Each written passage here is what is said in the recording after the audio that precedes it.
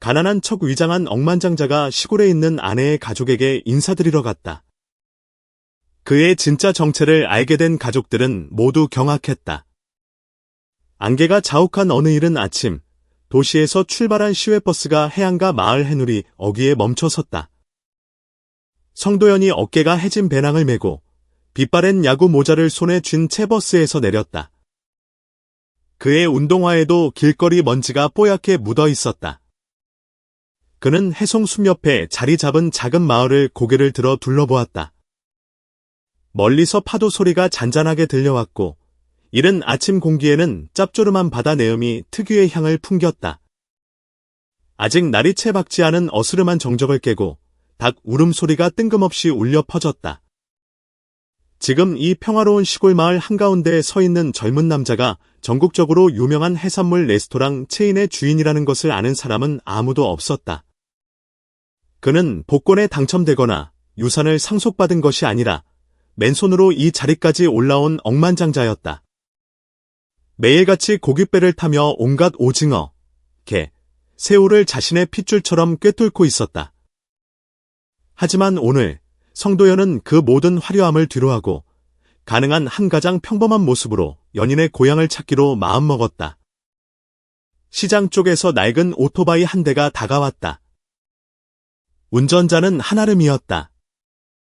가녀린 몸매, 다정한 얼굴, 옅은 보라색의 수수한 평상복 차림에 머리를 단정하게 묶은 모습이었다. 도연을 보자 그녀는 환하게 웃었다. 오래 기다렸어요? 아니, 방금 도착했어. 차도 별로 안 막히더라. 도연이 웃으며 배낭을 뒷좌석에 얹었다. 아름은 그의 옷차림을 힐끗 보더니 조금 놀란 듯했다. 자가용 안 타고 왔어요? 오빠는 고급차만 타는 줄 알았는데. 대학생 때 기분 좀 내보려고 도연이 장난기 어린 눈빛으로 웃었다. 아름은 더 묻지 않았지만 그녀의 미소에는 어딘가 그늘이 졌다. 그녀는 그가 부자라는 것도 성공했다는 것도 알았지만 도연이 정이 많은 사람이라는 것도 알았다. 아마도 그가 가난한 척 시골에 오고 싶어 한 것은 그녀의 부모님이 부담을 덜 느끼게 하려는 배려이거나 혹은 단순히 스스로를 시험해보고 싶은 것일지도 몰랐다. 집으로 돌아가는 길, 그들은 이른 햇살의 은빛으로 반짝이는 염전을 지났다. 바닷바람이 세차게 불어와 살갗을 태울 듯한 햇볕 냄새를 실어왔지만 그것은 또한 아름이 그에게 자주 이야기하던 고향의 특유한 냄새이기도 했다. 그녀는 들판 한가운데 있는 작은 원두막을 가리키며 바람처럼 부드러운 목소리로 말했다. 어릴 때 엄마랑 저기서 소금 모으곤 했어요. 어떤 날은 햇볕에 살이 너무 타서 울기도 했죠. 엄마가 찬 수건 주시면서 참으라고 하셨는데. 지금 생각하면 엄마한테 너무 미안하고 고마워요. 도연은 대답 없이 그녀를 바라보았다. 그의 눈빛에는 무언가 복잡한 감정이 서려 있었다. 도시에서 자란 그에게 시골은 낯선 곳이었지만 아름을 통해 그는 한 사람의 뿌리를 이해하게 되었다. 짙은 색 기와 지붕을 얹은 한국식 시골집이 감나무 뒤로 모습을 드러냈다. 앞에는 작은 마당이 있었고 그곳에는 몇 개의 무궁화 화분이 드문드문 꽃을 피우고 있었다. 아름이 오토바이를 세우고 큰 소리로 불렀다. 엄마, 저 왔어요. 오미숙 여사가 집안에서 나왔다. 분주해 보이는 몸가짐, 햇볕에 그을린 얼굴이었지만 눈빛은 온화했다. 도연을 보자 그녀는 미소를 지었다. 자네가 도연이구나. 어서 들어오게. 도연이 공손하게 고개를 숙였다. 네, 안녕하세요. 어머님. 자리에 앉기도 전에 아름의 아버지 한태식 씨가 뒤뜰에서 걸어 나왔다. 키가 크고 피부는 검게 그을렸으며 오랜 흡연 습관으로 목소리는 탁하고 눈빛은 엄격했다. 도연을 보자마자 그는 잠시 멈칫하더니 무심하게 고개를 끄덕였다. 자네가 아름이 남자친구인가? 네, 그렇습니다. 성도연입니다. 한 씨는 대답 대신 코웃음을 살짝 치며 도연을 유심히 뜯어보았다. 머리부터 발끝까지 뒤꿈치가 다른 신발부터 빛바랜 셔츠까지 훑어본 그는 말없이 집 안으로 들어갔다. 도연이 황급히 아름을 쳐다보자 그녀는 우리 아빠 원래 저러셔. 마음에 담아두지 마요라며 어깨를 으쓱했다. 점심 식사는 어색한 분위기 속에서 진행되었다. 물을 넣고 졸인 고등어 조림, 뜨끈한 된장찌개, 그리고 몇 가지 김치가 전부인 소박한 밥상이었다. 도연이 고등어 한 조각을 집자 고소한 냄새가 퍼지며 배가 고파왔다. 이렇게 제대로 된 시골 밥상을 먹어본 지 오래였다. 무슨 일 하나, 식사 도중 한씨의 목소리가 갑자기 울렸다. 도연은 잠시 손을 멈췄지만 이내 평정을 되찾았다. 네. 프리랜서로 일하고 있습니다. 가끔 친구들 주방 일도 돕고 식당에서 잡일도 하고요. 어느 식당, 그가 밥그릇에서 눈을 떼지 않고 물었다. 광주에 있는 작은 곳입니다. 주로 설거지나 청소를 맡아서 합니다. 순간 정적이 흘렀다. 한씨는 코웃음을 치더니 입꼬리를 비웃듯 올리고는 말없이 밥그릇에 생선을 집어넣었다. 아름은 아버지를 한 번, 도연을 한 번 쳐다보며 걱정스러운 표정을 지었다. 그녀는 아버지가 체면을 중시하고 남을 깎아내리기 좋아한다는 것을 알았지만 이렇게까지 노골적으로 불쾌감을 드러낼 줄은 몰랐다. 그녀가 무언가 말을 꺼내려 했지만 도연이 자신이 알아서 하겠다는 듯 고개를 저었다. 식사 후 오 여사는 설거지를 했고 한씨는 담배를 꺼내 물었다. 담배 연기가 마당에 자욱했다. 자네처럼 직업도 불안정한데 내 딸을 책임질 수 있겠나? 한씨가 평온하지만 뼈있는 목소리로 물었다. 도연이 답했다. 안정적인 직업은 없지만 제가 무엇을 하고 있는지 알고 있습니다. 아름씨 고생시키지 않을 겁니다. 한씨는 비웃으며 깡통에 담배를 비벼 껐다. 그 말 많이 들었지. 동네 총각들도 다 그렇게 말하더군. 뒤에 서 있던 아름이 걱정스러운 눈빛으로 도연의 손을 살짝 잡았다. 도연은 여전히 평온한 표정으로 한씨의 눈을 피하지 않고 똑바로 바라보았다. 바닷바람이 그의 머리카락을 흩날렸고 손에 들고 있던 낡은 모자가 마당으로 떨어져 빛바랜 천에 흙이 묻었다. 도연은 허리를 굽혀 모자를 주워 가볍게 턴 뒤 다시 썼다. 한씨의 눈에는 알 수 없는 무언가가 스쳐 지나갔다. 마당 한쪽 구석에서 오 여사는 말없이 이 광경을 지켜보며 무언가 깊은 생각에 잠긴 듯 입을 굳게 다물고 있었다. 해가 뉘엿뉘엿 지는 시골의 오후, 도연과 아름은 해변을 산책했다. 그녀가 그의 품에 기대며 속삭였다. 아빠가 무례하게 굴어서 미안해요. 괜찮아. 이럴 줄 알았어. 도연이 미소 지었다. 그게 바로 내가 억만장자 타이틀을 떼고 이곳에 오고 싶었던 이유이기도 하고. 하지만 아빠가 오빠의 진짜 모습을 알게 되면 생각이 바뀌지 않을까요? 아름이 정박해 있는 배들을 바라보며 먼 곳을 응시했다. 그럴 수도 있겠지. 하지만 그땐 이미 의미가 없어. 난 아버님이 날 돈 때문에 좋아하는 게 아니라 괜찮은 사람이라서 좋아해 주셨으면 좋겠어. 아름은 그를 바라보며 조용히 고개를 끄덕였다. 바다는 여전히 잔잔했고 바람은 짭조름했다. 그리고 서로 다른 세계에서 온 두 사람은 결코 쉽지 않은 도전을 시작하고 있었다. 함께 아침 시장에 갔다가 아름의 소개로 인사를 드렸으니 조금은 마음이 놓일 줄 알았다. 하지만 집안의 공기는 그의 상상과는 전혀 달랐다. 기와 지붕은 낡았지만 집안은 깨끗하고 정갈했다. 한지로 바른 창문을 통해 바닷바람이 들어와 짠내와 멀리서 들려오는 파도 소리를 함께 실어 날랐다. 부엌에서는 오 여사가 분주하게 저녁을 준비하고 있었고 한씨는 마루에 팔짱을 끼고 앉아 먼 곳을 바라보며 무슨 생각을 하는지 알 수 없는 표정을 짓고 있었다. 그날 점심, 소박하지만 정갈한 밥상이 차려졌다. 매콤한 생선조림이 냄비에서 보글보글 끓으며 구수한 냄새를 풍겼다.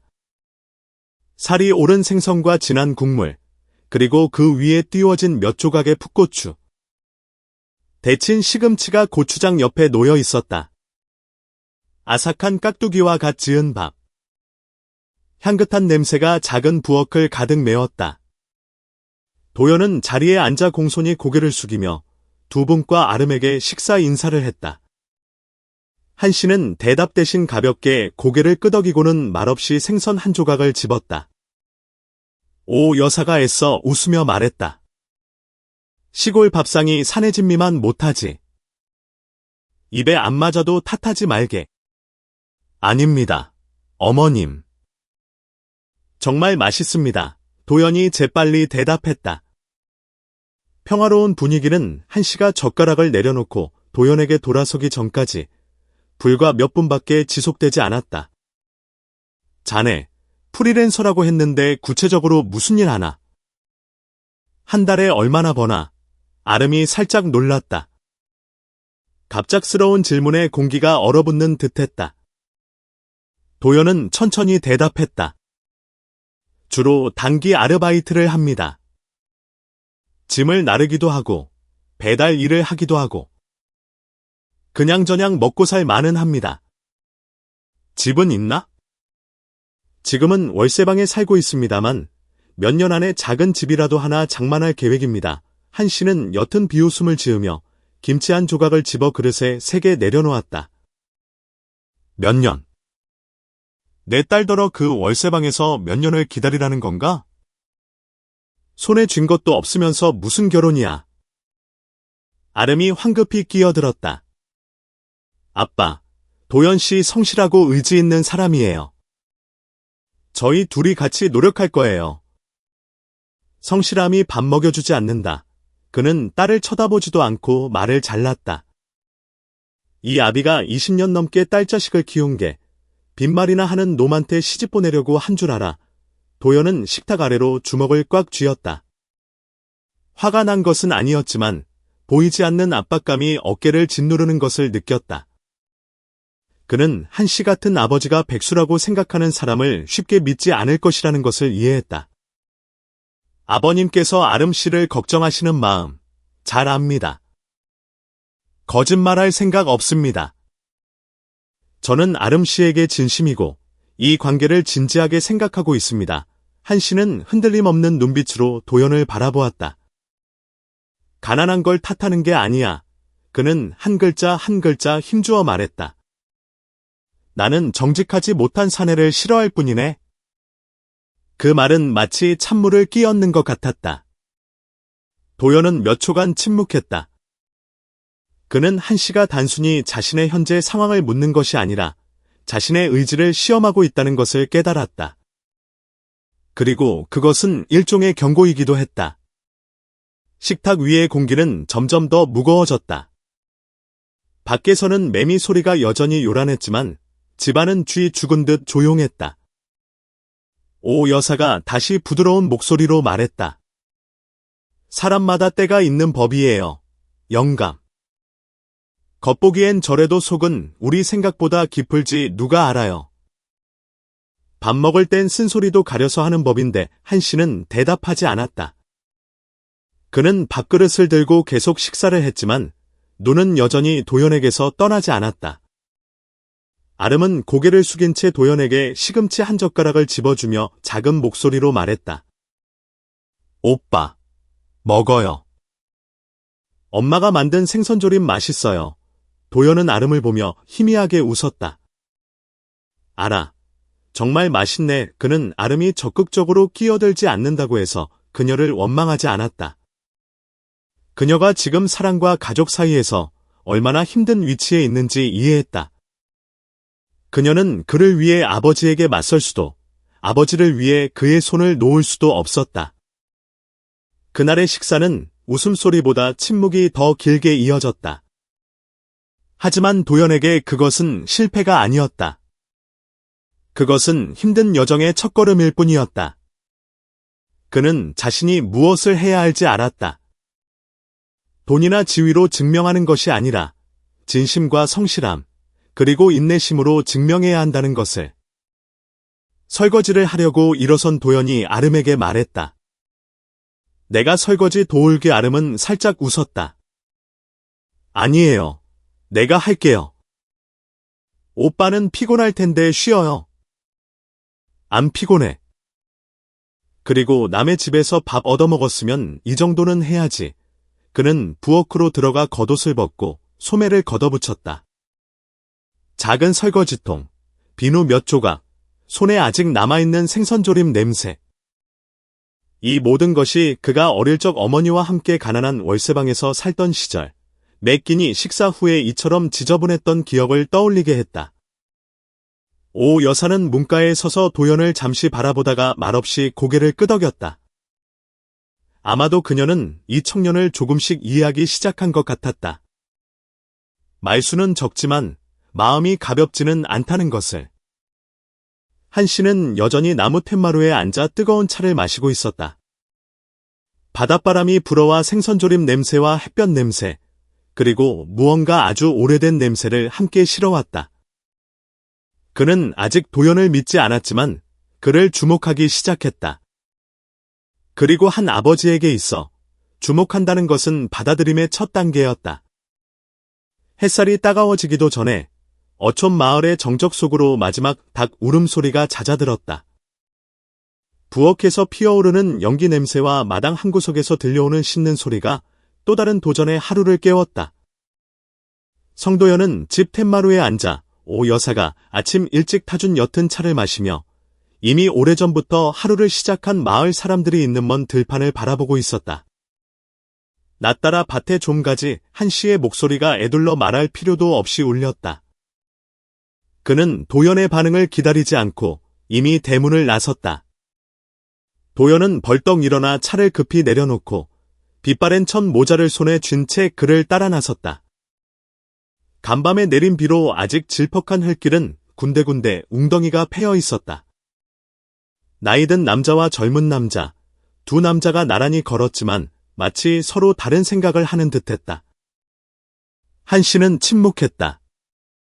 그의 눈빛은 때로는 들판을 향했다가 때로는 도연을 살피듯 힐끗거렸다.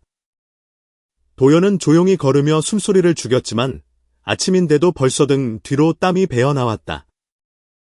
쪽파밭이 푸른색과 갈색이 뒤섞인 채 얼룩덜룩하게 나타났다.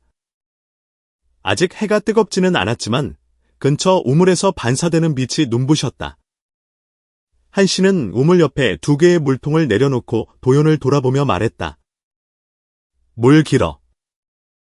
도연은 아무 말 없이 소매를 꺾고 다가갔다. 우물에서 끌어올린 무거운 대나무 두레박에 그는 휘청거렸고 물이 사방으로 튀었다. 두 번째에는 손잡이를 꽉 쥐고 입술을 깨물었다. 우물에서 밭둑까지 가는 길은 발목까지 차오르는 진흙탕과의 싸움이었다. 어제 버스터미널에서 산 슬리퍼는 세 번째 밭을 지날 때쯤 그의 발에서 벗겨져 버렸다. 도연은 허리를 굽혀 진흙 속에 손을 받고 슬리퍼를 꺼내 들었다. 얼굴이 흙투성이가 되었지만 불평 한마디 하지 않았다. 자네, 힘든 일은 안 해본 모양이군. 한 씨의 목소리는 조롱인지 관찰인지 알 수 없었다. 아닙니다. 대학 시절에 아르바이트를 많이 했습니다. 서빙, 배달. 여수에서 밤새 고깃배를 타고 자벌을 나르던 적도 있습니다. 한 씨는 순간 멈칫하더니 코웃음을 쳤다. 듣기 좋은 말이군. 진짜인지는 모르겠지만 그들의 어색한 침묵을 깨고 낭낭한 목소리가 들려왔다. 도연이 형 오셨네요. 아름의 사촌 동생인 한민혁이 괭이를 메고 뛰어오며 희죽 웃었다. 도연이 형, 꼭 광주에서 야유회 온 사람 같아요. 도연은 멋쩍게 웃으며 민혁에게 손을 흔들었다. 마른 체형이었지만 재빠른 그 아이는 손발이 척척 맞았고 가는 곳마다 밭에 있던 사람들이 웃음을 터뜨렸다. 민혁은 한 씨의 무뚝뚝함이나 과묵함과는 달리 퀴활하고 수다스러웠다. 도연은 이미 갈아놓은 밭에 팥씨앗을 뿌리는 일을 맡았다. 허리를 굽히고 흙을 한 움큼 쥐고 씨앗을 뿌리는 동작이 반복될수록 그것은 인내심을 시험하는 과정처럼 느껴졌다. 바다에서 불어오는 바람은 짠내와 무더위, 그리고 각 갈아놓은 흙냄새와 등줄기에 맺힌 땀 냄새를 뒤섞어 놓았다. 한 번은 허리를 너무 깊이 숙이다가 도연이 발을 헛디뎌 진흙탕에 그대로 넘어졌다. 온몸이 흠뻑 젖었다. 모자가 벗겨지고 머리카락은 진흙으로 범벅이 되었다. 주변 공기가 순간 잠잠해졌다. 그리고 민혁의 웃음소리가 터져나왔다. 형, 마을 신고식 제대로 치르네요. 도연은 벌떡 일어나 손으로 흙을 털어내며 어색하게 웃었다. 한씨가 그에게 빛바랜 수건을 건네며 탁한 목소리로 말했다. 참을성이 있는 걸 보니 아주 못쓰지는 않았군. 단순한 한마디였지만 그의 눈에 서려있던 편견이 조금은 누그러진 듯했다. 정오가 되어 그들은 소나무 그늘 아래서 쉬었다. 민혁이 바구니에서 주먹밥 몇 개와 멸치볶음, 그리고 김치를 꺼냈다. 도연은 투정 부리거나 가리는 것 없이 맛있게 먹으며 연신 고맙다고 인사했다. 한씨는 말없이 앉아 있었지만 도연이 마른 밥을 불평 없이 먹는 것을 보고는 고개를 끄덕였다. 집으로 돌아오는 길, 밭동 양옆으로 노란 햇살이 쏟아졌다. 민혁이 자전거를 끌고 앞서갔고 도연은 한씨와 나란히 걸었다. 두 사람 다 말이 없었다. 집에 거의 다다랐을 때 그가 불쑥 물었다. 자네, 농사일할 생각은 없나? 도연은 웃으며 고개를 저었다. 네, 농사에는 소질이 없지만 농사짓는 분들을 존경합니다. 한씨는 평소보다 오래 그를 바라보더니 가볍게 고개를 끄덕였다. 어느 정도는 받아들인다는 뜻이었다. 그날 밤, 작은 방에서 도연은 야른 요 위에 누워 있었다. 등불이 벽에 희미하게 비쳤다. 그는 몰래 휴대폰을 꺼내 이메일을 확인했다. 여수 지점과의 새 계약이 방금 체결되었다. 큰 액수의 숫자에 그의 눈이 빛났지만 동시에 마음이 무거워졌다. 아름아, 그거 알아? 나 지금 이중생활을 하고 있어. 그는 어둠 속에서 중얼거렸다. 마당에서는 아름의 어머니가 냄비를 정리하는 소리가 들렸다. 아름의 아버지가 가볍게 기침을 하고 문을 닫는 소리. 밖에서는 파도 소리가 고향의 자장가처럼 밀려와 이 순박한 삶에 익숙해지려 애쓰는 젊은 남자를 감싸 안았다. 그는 점차 깨닫고 있었다. 받아들여지기 위해서는 그저 그들의 딸을 사랑하는 것뿐만 아니라 그들이 흘린 땀방울 하나하나를 사랑하는 법을 배워야 한다는 것을. 밤이 깊어지자 어촌 마을은 익숙한 정적에 잠겼다. 파도 소리는 여전히 먼 바다에서 규칙적으로 밀려왔고 가끔씩 잡초 우거진 울타리 너머에서 벌레 소리가 들려왔다. 기울어진 소나무 그림자 뒤로 희미한 달빛이 작은 기와집 뒤뜰을 비췄다. 뜰 한 구석, 한 젊은 남자의 손에서 휴대폰의 푸른빛이 깜박였다. 도연은 나무 밑동에 웅크리고 앉아 집 뒤 벽에 등을 기댔다. 그는 전화기에 대고 낮지만 단호하고 지휘하는 듯한 목소리로 속삭였다. 아니, 그 계약은 아직 사인하면 안 돼. 바로 로지스틱스에서 목포 주문건을 먼저 확인해줘야 해. 내일 아침까지 견적서가 전체 시스템에 깔끔하게 올라갔으면 좋겠어. 하루 늦어지면 수억 원이 날아가는 일이야. 전화기 반대편에서는 그를 회장님이라 부르는 비서의 목소리가 깍듯하게 내라고 대답했다. 이윽고 통화가 끝났다. 도연은 전화를 끄고 한숨을 내쉬었다. 그는 부엌 지붕 쪽을 바라보았다. 그곳에서는 나무 문틈으로 희미한 노란 불빛이 새어 나오고 있었다. 아름의 집은 참으로 소박했지만 그가 자주 드나들던 화려한 회의실의 숨막히는 공기와는 달리 마음을 편안하게 해주었다. 그러나 지금 바로 그 소박함이 그로 하여금 많은 것을 숨기게 만들고 있었다. 장독대 뒤편, 한씨가 말없이 서 있었다. 손에 든 담배는 반쯤 타들어가 그 끝이 마치 밤고양이의 눈처럼 붉게 타오르고 있었다. 그는 소리를 내지도 다가가지도 않았다. 그는 처음부터 대화를 모두 엿들었고 저 청년이 말했던 것처럼 단순한 프리랜서가 아니라는 것을 알기에 충분했다. 명령하는 말투, 전문적인 태도, 심지어 그가 언급한 수억 원짜리 계약까지 그 어느 것 하나 가짜가 아니었다. 한 씨는 입술을 굳게 다물었다. 마음속에서 형언할 수 없는 감정이 차올랐다. 분노가 아니라 깊은 의구심이었다. 처음부터 거짓말을 한 사람을 그 이유가 무엇이든 간에 과연 믿을 수 있을까? 그에게 있어 언행의 정직함은 항상 남자의 품격을 재는 척도였는데 딸과 결혼하겠다는 남자가 지금 다른 가면을 쓰고 있었다. 다음 날 아침, 그는 평소처럼 일찍 일어났지만 밭으로 가는 대신 툇마루에 조용히 앉아 있었다.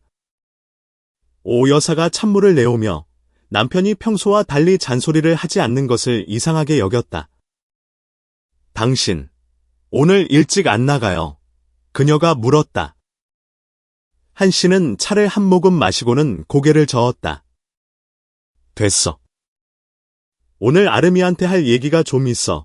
부엌에서 설거지를 하던 아름은 아버지의 말을 얼핏 듣고 고개를 들었다.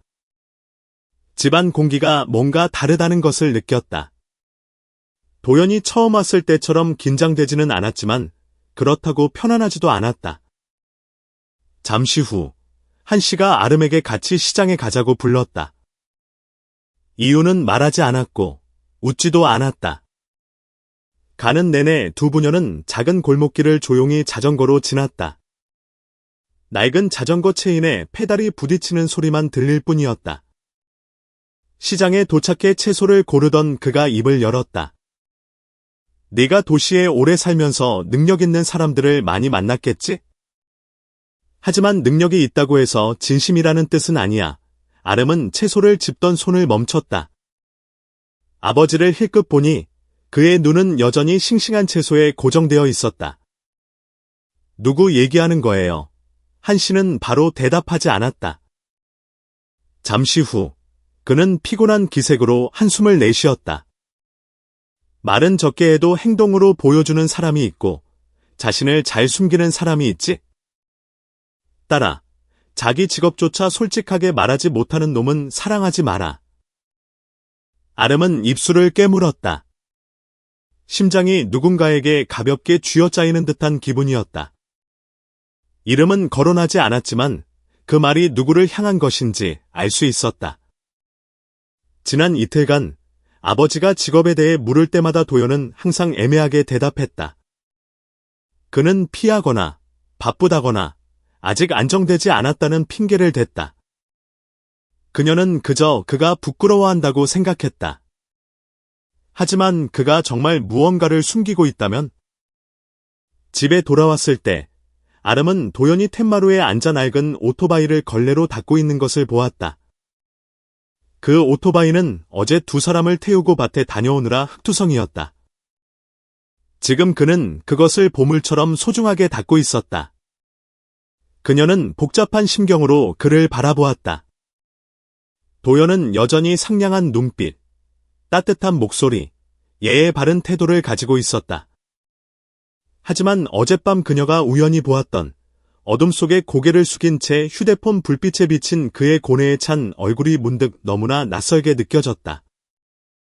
그날 점심 식사에서는 아무도 일 이야기는 꺼내지 않았다. 한 씨도 더 이상 캐묻지 않았지만 분위기는 확실히 달라져 있었다. 마치 바람의 방향이 바뀐 것처럼 조용하지만 무시할 수 없는 변화였다. 오후에 아름이 뒤뜰에서 채소를 따고 있을 때 오 여사가 따라와 조용히 물었다. 너, 도연이하고 내 아빠한테 숨기는 거 있니? 아름은 고개를 저었지만 확신은 없었다. 그 사람 좋은 사람이에요, 엄마. 하지만 가끔은 자기 자신에게조차 솔직하지 못한 것 같아요. 오 여사는 한숨을 내쉬었다. 남자들은 자기가 사랑하는 사람을 상처 주기 싫어서 숨기는 경우가 많지. 하지만 정말 사랑한다면 자기가 누구인지 보여줄 용기가 있어야 하는 법이란다. 그날 저녁, 바람이 거세게 불었고 뒤뜰의 소나무들이 무언가 말하려는 듯 흔들렸다. 도연은 오래된 소나무 앞에 말없이 서서 먼 곳을 바라보았다. 그는 자신이 쓴 가면이 조금씩 균열을 일으키고 있다는 것을 알았지만 과연 그것을 벗어야 할 때가 온 것인지 확신할 수 없었다. 마을의 아침은 여느 때와 다름없이 은은한 밥 짓는 연기, 늦은 닭 울음소리, 그리고 마당 밖에서 서로를 부르는 활기찬 목소리로 시작되었다. 그날따라 아름의 집은 평소보다 더 분주했다. 그들은 제사상을 준비하고 있었다. 친척들과 이웃들이 모두 모이는 날이었다. 어떤 사람은 닭을 가져오고 어떤 사람은 떡을 들고 왔으며 김이 모락모락 나는 손 옆에서 시끌벅적하게 웃고 이야기했다. 도연은 소매를 걷어붙이고 오 여사와 함께 부엌일을 도왔다. 생선을 다듬고 채소를 씻고 양념장을 만들었다. 능숙하지는 않았지만 성실하고 예의 바른 모습에 모두가 그를 좋아했다. 하지만 도연은 눈빛의 서린 초조함을 감추지 못했다. 어젯밤부터 간헐적으로 걸려오는 전화, 급하게 처리해야 할 계약서, 그리고 오늘 오전까지 원본 서명이 없으면 계약이 파기될 수 있다는 부하 직원의 신신당부 때문이었다. 시끄러운 분위기 속에서 갑자기 오토바이 소리가 들려왔다. 마을에서 흔히 듣던 털털거리는 소리가 아니라 비싼 스쿠터의 부드럽고 균일한 엔진 소리였다. 모든 시선이 대문으로 향했다. 셔츠에 정장 바지를 깔끔하게 차려입은 남자가 헬멧을 벗고 서류 가방을 든 채 예의 바르게 주위를 둘러보았다. 실례합니다만 여기가 성도연 선생님 댁 맞습니까? 남자가 분명한 목소리로 물었다. 급한 기색은 아니었지만 서두르는 듯한 어조였다. 씻지도 않은 채소 바구니를 들고 있던 도연이 그 자리에 얼어붙었다. 한 씨의 눈에 한 줄기 빛이 스쳐 지나갔다. 모든 사람들이 도연을 쳐다보았고 몇 초간 정적이 흘렀다. 도연이 어색하게 웃으며 앞으로 나섰다. 아, 그냥 오랜 친구입니다. 서류 좀 전해주러 왔다고 하네요. 그 남자는 도연의 얼버무림에는 아랑곳하지 않고 여전히 예의 바르게 말했다. 선생님, 광주에 급한 계약 건의 원본 서명이 필요해서 일본으로 바로 보내야 합니다. 요청하신 대로 사무실에서 직접 가져왔습니다. 여기, 서류입니다. 마당의 공기가 싸늘하게 식었다. 떡을 빚던 몇몇 아주머니들이 고개를 들어 쳐다봤다. 이웃들은 알 수 없다는 눈빛을 몰래 교환했다. 한 씨는 눈살을 찌푸린 채 팔짱을 끼고 섰고 오 여사는 넋이 나간 듯 솥에 불이 붙는 것도 모르고 있었다. 도연이 급히 대문으로 나가 그 남자를 집 옆으로 끌고 갔다. 그의 목소리는 낮게 가라앉았지만 지시하는 어조의 단호함은 숨길 수 없었다. 이거 가지고 돌아가. 다음부터는 여기로 직접 찾아오지 말라고 했잖아. 계약 하루 이틀 늦는다고 큰일 안 나. 어서 가. 도연은 단호했다. 남자는 휴대폰을 꺼내 들더니 더 이상 말없이 돌아서서 떠났다. 스쿠터는 시골길 너머로 사라졌고 그 뒤에는 기묘한 침묵만이 남았다. 도연이 돌아왔을 때 모든 시선이 그에게 쏟아졌다. 그 속에는 호기심, 의심, 그리고 아직 이름 붙일 수 없는 무언가가 뒤섞여 있었다. 아름이 양념한 고기 그릇을 든 채 나와 한참 동안 그를 바라보았다. 그녀는 묻지 않았지만 그 눈빛은 수많은 질문을 담고 있었다. 제사 음식은 다소 무거운 분위기 속에서 차려졌다.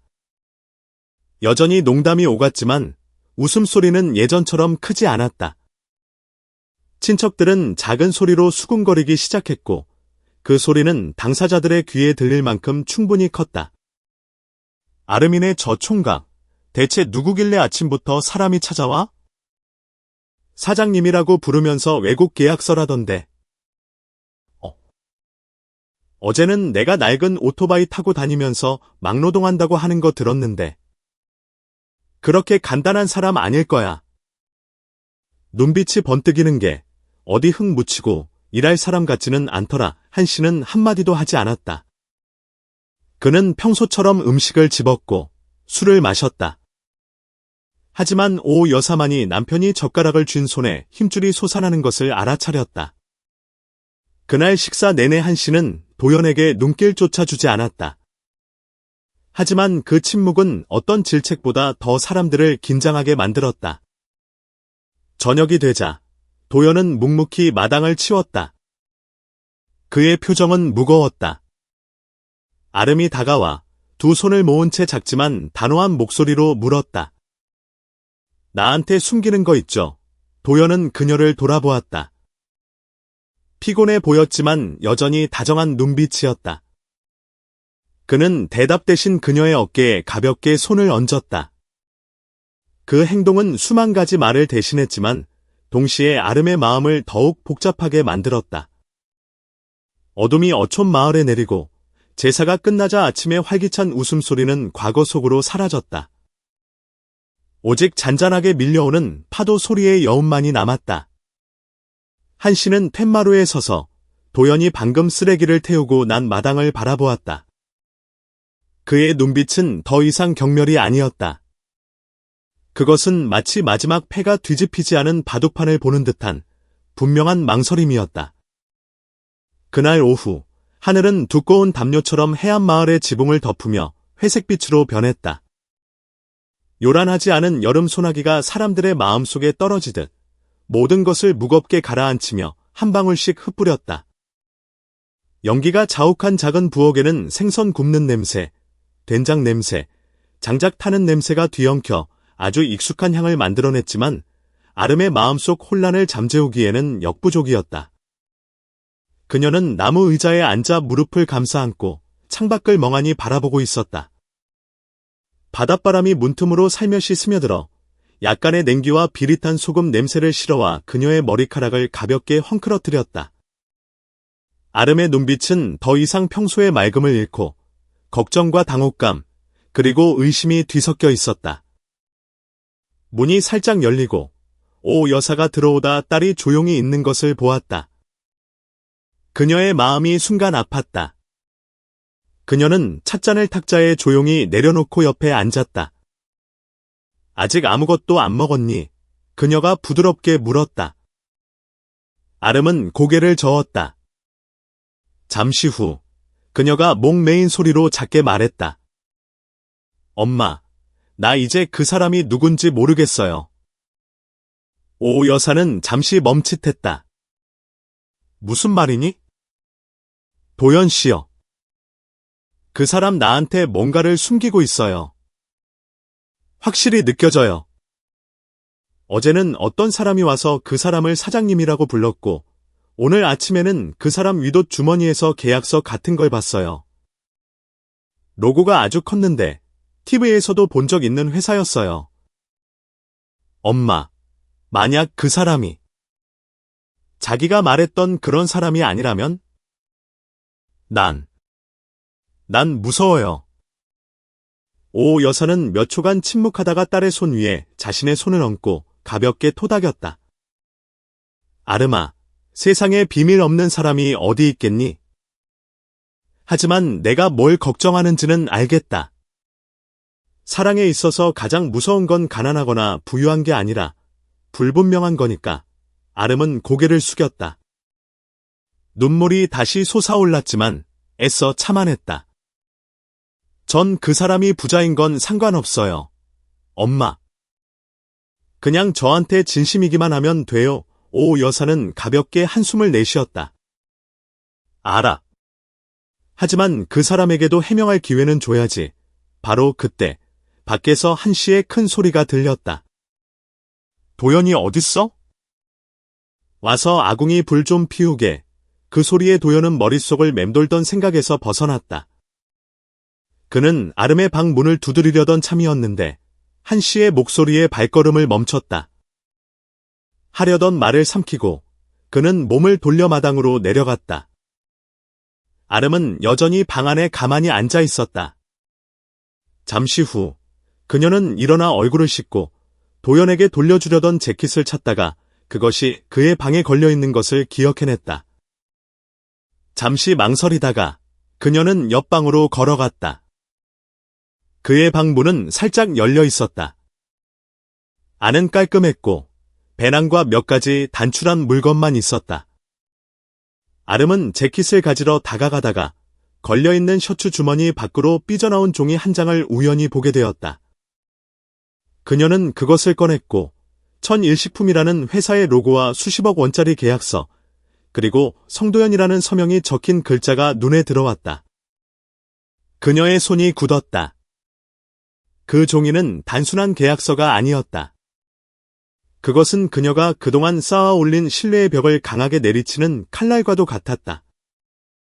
아름은 한동안 미동도 없이 서 있다가 조용히 종이를 접어 원래 자리에 꽂아 넣고 아무 말 없이 밖으로 나왔다.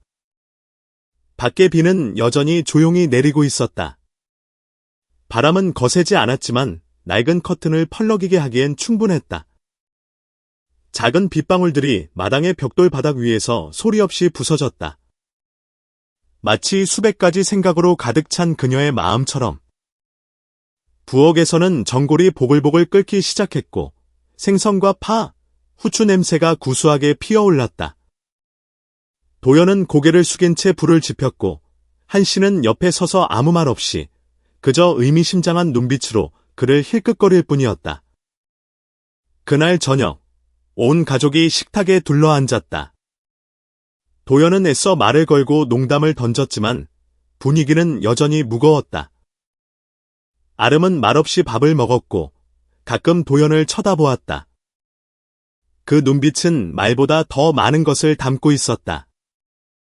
식사 후 아름은 먼저 방으로 들어갔고 오 여사는 그 뒷모습을 보며 가볍게 한숨을 쉬었다. 도연은 재빨리 그릇을 치웠지만 그의 마음속에도 폭풍이 일고 있었다. 밤이 깊어지고 집안은 다시 조용해졌다. 밖의 비는 그쳤다. 방 안에서 아름은 야른 이불을 꼭 쥔 채 눈을 감지 못하고 옆으로 누워 있었다. 팻마루를 적시지도 못할 정도의 비였지만 한번 금이 간 신뢰는 예전처럼 되돌리기 어렵다는 것을 한 여자의 마음에 조용히 새기기에는 충분했다. 그날 아침, 바다에서 불어온 바람이 마을로 거슬러 올라오며 길가 풀밭에 맺힌 야른 이슬과 소금기를 실어 날랐다. 도연이 우물가에서 오 여사의 채소 바구니를 나르는 것을 돕고 있을 때 등 뒤에서 낮고 탁한 목소리가 들려왔다. 자네, 나 좀 따라와. 마을 어귀 찻집에서 할 얘기가 있네. 도연이 고개를 들자 한씨의 차갑고 단호한 눈빛과 마주쳤다. 더 이상 물러설 곳이 없다는 듯한 눈빛이었다. 아무 말 없이 그는 먼저 돌아섰다. 도연은 급히 바구니를 내려놓고 바지에 손을 닦으며 그를 뒤따랐다. 마을 어귀의 찻집은 오래된 은행나무 그늘 아래 바다로 이어지는 붉은 흙길 옆에 위태롭게 자리 잡고 있었다. 찻집에는 세월에 닳아 반질반질해진 나무 의자 몇 개와 모서리가 깨진 낡은 탁자 하나가 전부였다. 이곳은 마을 남자들이 매일 아침 모여 뜨거운 차를 마시며 농사 이야기, 고기 시세, 그리고 마을의 소소한 일들을 나누는 곳이었다. 오늘도 찻집은 붐볐지만 한씨가 도연을 데리고 들어서자 많은 시선이 두 사람에게로 향했다. 어떤 이들은 그에게 고개를 끄덕여 인사했고 어떤 이들은 숨기지 않는 호기심으로 도연을 힐끗거렸다. 한씨는 누구에게도 인사하지 않고 의자를 끌어당겨 앉아 담배 한 개비를 꺼내 물고 길게 연기를 내뿜었다. 도연은 그의 맞은편에 허리를 꼿꼿이 세우고 앉았다. 마음은 복잡했지만 겉으로는 평온을 유지했다. 몇 분간 침묵이 흘렀다. 나뭇잎 사이로 바람이 스치는 소리와 찻잔의 차가 채워지는 소리만이 들렸다. 자네, 정체가 뭔가? 한씨가 담배 연기 너머로 날카로운 눈빛을 보내며 직설적으로 물었다. 더 이상 돌려 말하지 말게 도연은 마른 침을 삼켰다. 이 순간이 올 줄은 알았지만 이렇게 갑자기 침묵하는 구경꾼들 한가운데서 닥칠 줄은 몰랐다. 제 이름은 성도연입니다. 말씀드린 대로입니다. 하는 일은 현재 몇몇 해산물 레스토랑 프로젝트를 관리하고 있습니다. 하지만 아버님을 속이려고 숨긴 것은 아닙니다. 그저 평범한 사람으로 이곳에 오고 싶었습니다. 한 씨가 입술을 비틀었다. 평범한 사람이 집까지 찾아와서 사장님이라고 부르고 주머니에 수십억짜리 계약서를 넣고 다니나? 우리 같은 시골 늙은이들 눈이 장님인 줄 아나? 알고 있습니다. 도연이 고개를 끄덕이며 목소리를 낮췄다. 아버님께서 의심하실 만한 이유가 있다는 것 압니다. 하지만 진심으로 누구를 무시할 생각은 없었습니다. 그저 아름 씨가 부담을 느낄까봐. 내 딸이 자네의 시험 대상이 아니란 말일세.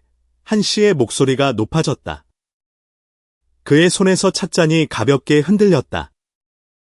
그 애는 이 가난한 땅에서 자랐지만 자존심은 있는 아이야. 그 애를 사랑한다면서 왜 숨겼나? 왜 이런 연극까지 벌인 건가? 도연은 입술을 깨물었다. 어디서부터 설명해야 할지 몰랐다.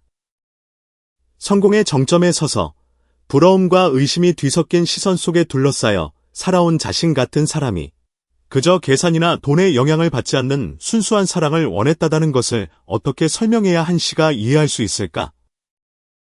하지만 보수적인 아버지의 눈에 그런 변명은 아무런 의미가 없을지도 몰랐다. 죄송합니다. 도연이 고개를 숙이며 작게 말했다.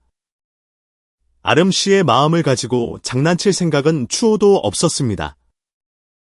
그럼 증명해. 한 씨가 의자의 등을 기댔다. 깨끗하게 물러나. 내 딸이 평온하게 살도록 내버려둬. 자네는 자네의 성공을 가지고 도시로 돌아가. 여긴 진심으로 살고 진심으로 사랑하는 곳이야. 남의 마음이나 떠보려는 사람들은 필요 없어. 그는 말을 마치고 일어섰다.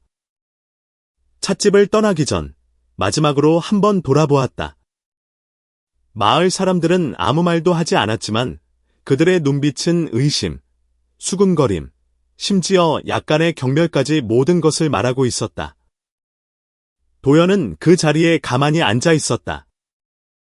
바닷바람이 더 강하게 불어와 찻집 기둥에 매달린 등유 램프를 가볍게 흔들었다. 노란 불빛이 그의 얼굴 위에서 춤을 추며 피로와 슬픔을 드러냈다. 그는 한 씨를 원망하지 않았다. 아버지라면 누구나 딸이 상처받을까 걱정할 것이다. 하지만 그는 무력감을 느끼지 않을 수 없었다. 지난 며칠간 물을 깃고 팔을 심고 의심의 눈초리를 견뎌냈던 그의 모든 노력이 이 순간 허공으로 사라지는 것 같았다. 도연이 집으로 돌아왔을 때 해는 이미 중천에 떠 있었고 여름의 습하고 뜨거운 공기가 기와지붕을 달구어 주변을 찜통처럼 만들었다. 아름은 마당을 쓸고 있었다. 그를 보았지만 아무 말도 하지 않았다. 재빨리 한번 쳐다보고는 다시 고개를 숙여 하던 일을 계속했다. 도현의 마음이 무겁게 가라앉았다. 그와 그녀 사이의 신뢰의 끈이 점점 닳아 없어지고 있음을 알았다. 돈 때문이 아니라 침묵 때문에, 좋은 의도에서 시작했을지라도 진실을 숨기기로 한 선택 때문에. 오후에 그는 말없이 해변으로 나갔다. 파도가 둑을 치듯 밀려와 세상에는 억지로 되는 일이 없음을 상기시켰다. 그는 젖은 모래가 바지를 적시는 것도 아랑곳하지 않고 오랫동안 그곳에 앉아 있었다. 슬픔을 털어내듯 한 움큼씩 모래를 쥐었다가 놓았다. 갈매기들이 머리 위를 맴돌며 과거를 부르는 듯한 탁한 울음소리를 냈다. 도연은 깨달았다. 만약 정말 이곳에 남고 싶다면 자신을 증명하기 위해서가 아니라 자신의 감정을 증명하기 위해서라면 접근 방식을 바꿔야 한다는 것을. 더 이상 피하거나 침묵하는 것이 아니라 정직하고 진실하게 마주해야 한다는 것을. 그날 아침, 이슬이 아직 처마 앞 소나무 가지에 맺혀 있었다. 작은 물방울들이 마치 못다 한 무언가를 대신해 울어주듯 나뭇잎 지붕 위로 고르게 떨어졌다. 멀리서 닭 울음소리가 드문드문 들려와 바다의 숨결과 뒤섞이며 가슴 시린 소리를 만들어냈다. 도연은 어깨에 가벼운 배낭을 메고 집을 나섰다. 여전히 마을 어귀에서 빌렸던 낡은 오토바이가 마당 구석에서 조용히 기다리고 있었다. 그는 약간 구겨진 흰색 셔츠에 짙은 색 청바지를 입고 있었다. 이곳에 처음 발을 디뎠을 때와 크게 다르지 않은 모습이었다.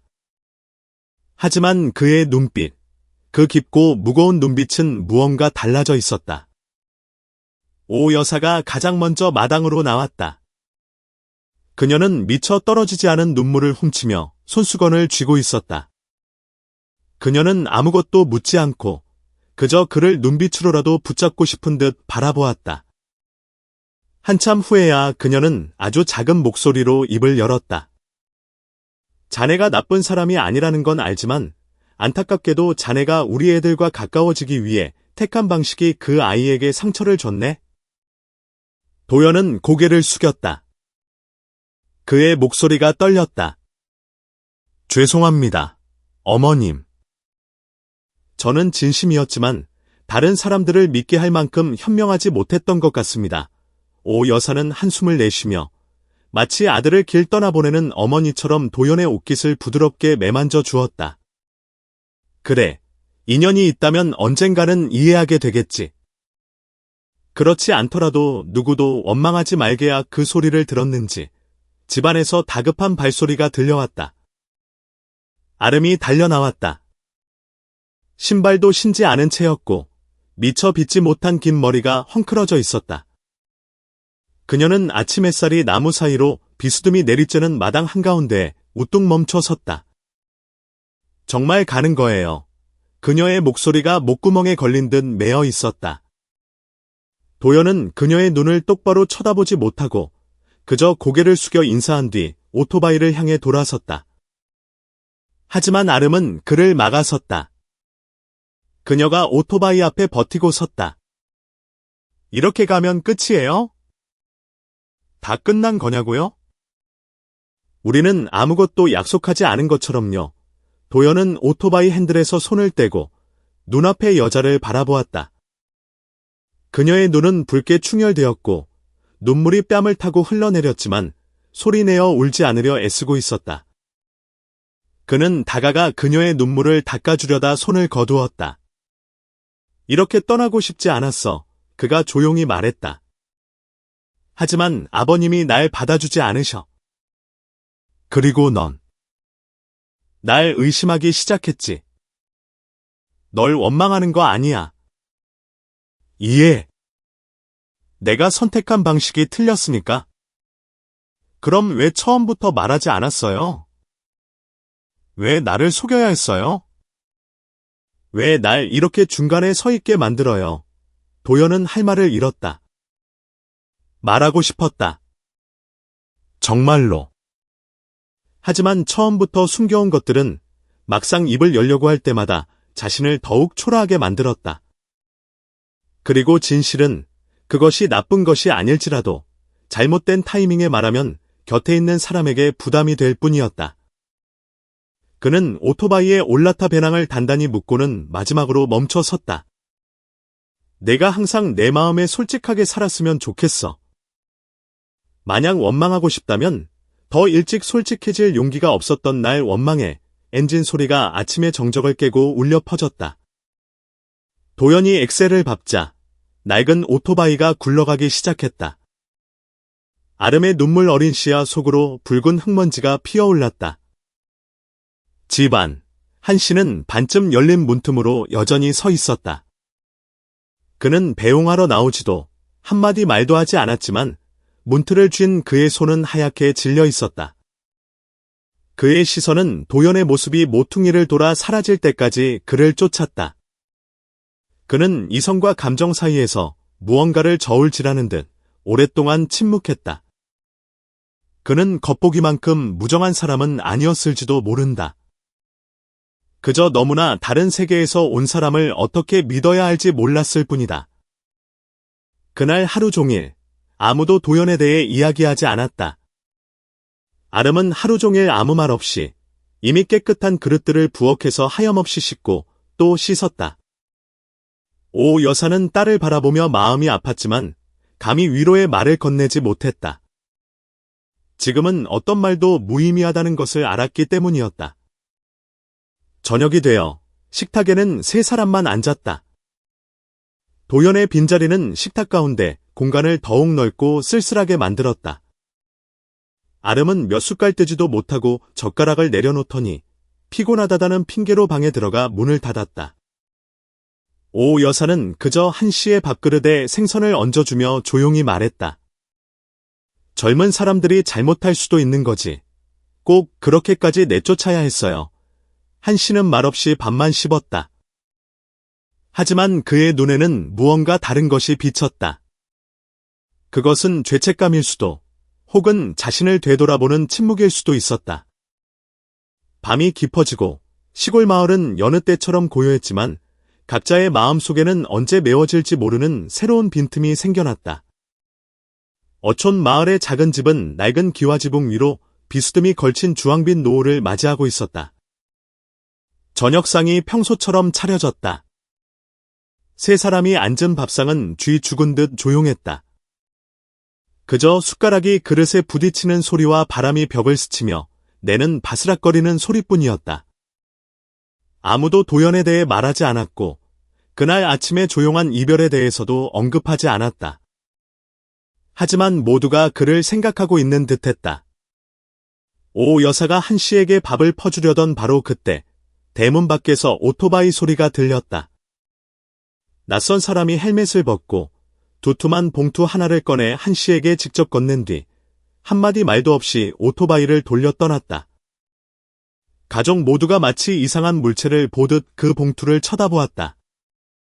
한씨는 봉투를 집어들어 몇 초간 만져보더니 아름에게 건넸다. 네가 한번 봐라. 누가 보낸 건지. 그가 메마른 목소리로 말했다. 아름은 천천히 봉투를 뜯었다.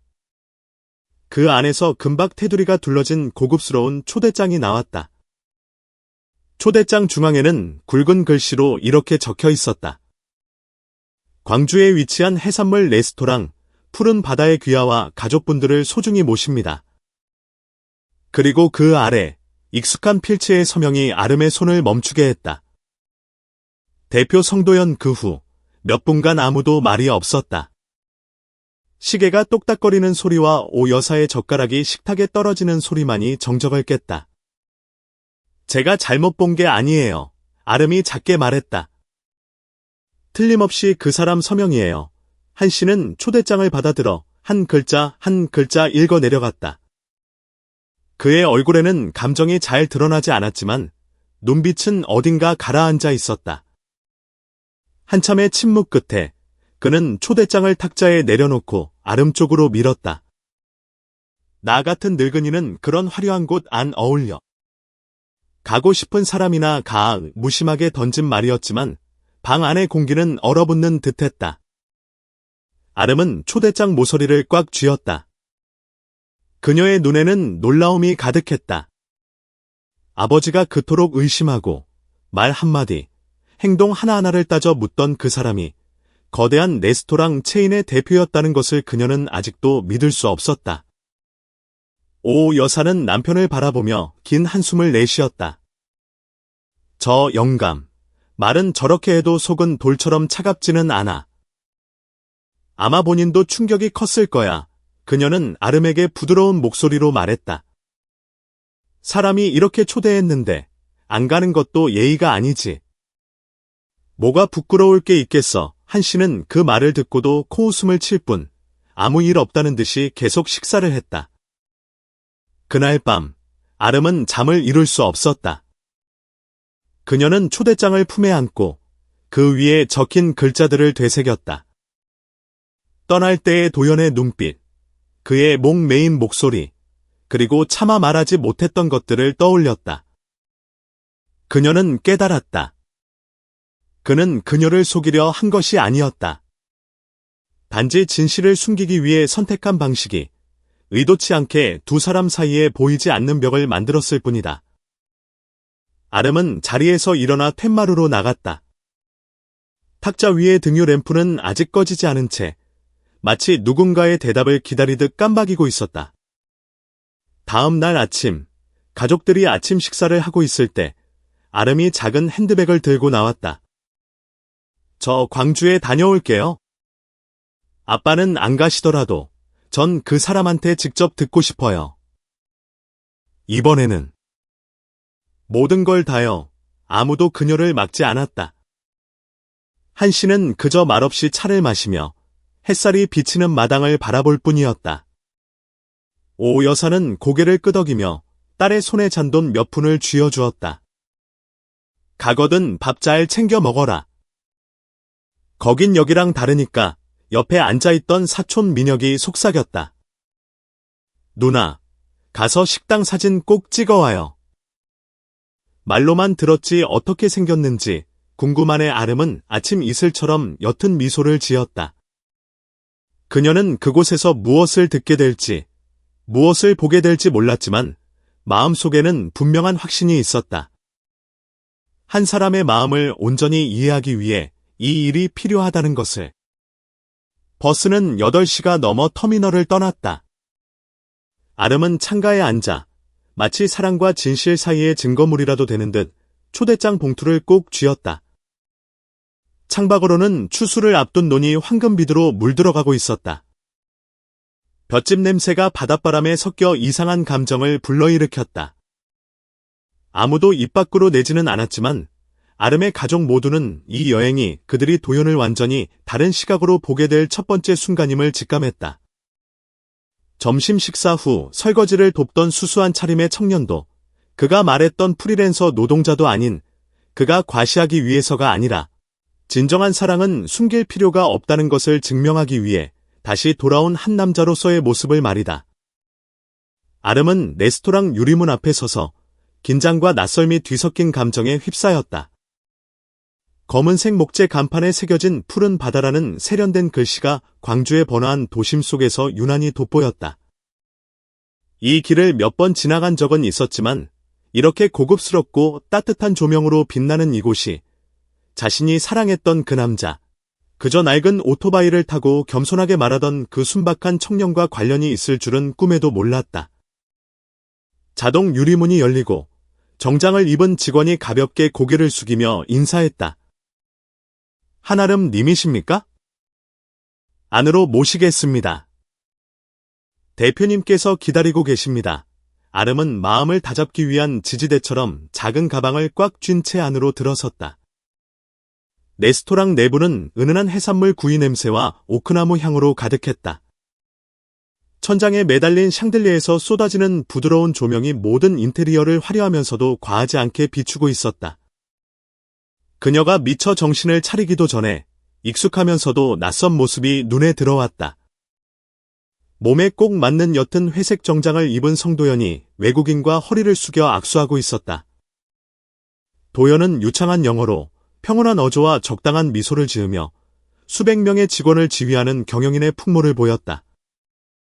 몇 주 전 흙먼지를 뒤집어 쓴 채 쪽파밭에서 순하게 웃던 그 청년이 아니었다.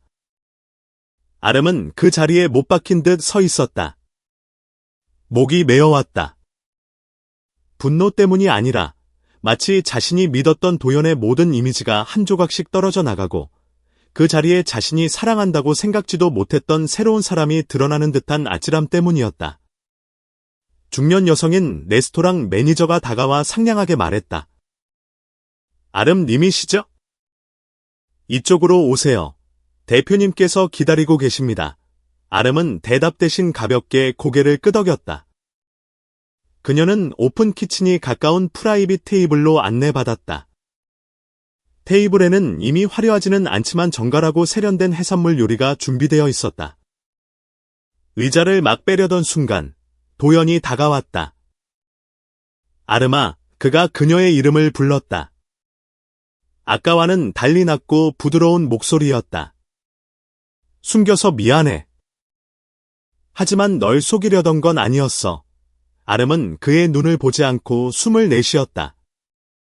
내가 얼마나 힘들었는지 알아요? 난 내가 한 사람을 사랑한다고 생각했는데 알고 보니 난 그 사람에 대해 아무것도 몰랐던 거예요.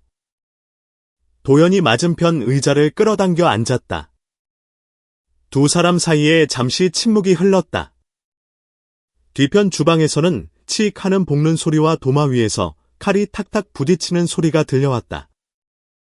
음식이 만들어지는 생생한 소리였다. 말하지 않았어.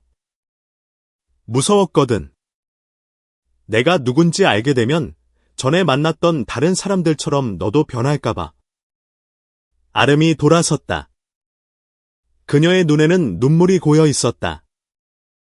도연은 하얀 요리사복을 입고 분주하게 일하는 주방 쪽을 가리켰다. 여기 있는 모든 건 내가 맨손으로 이룬 거야. 낡은 오토바이 한 대로 시작했어. 매일 수산시장에서 생선 몇 상자를 떼오면서 과시하기 위해 사는 게 아니라 가치를 만들기 위해 살겠다고 다짐했지. 그는 윗옷 주머니에서 낡은 사진 한 장을 꺼내 아름 앞에 놓았다. 사진 속에는 포항의 어느 수산시장, 생선 상자 옆에 까맣게 탄 얼굴로 앉아있는 도연의 모습이 담겨 있었다.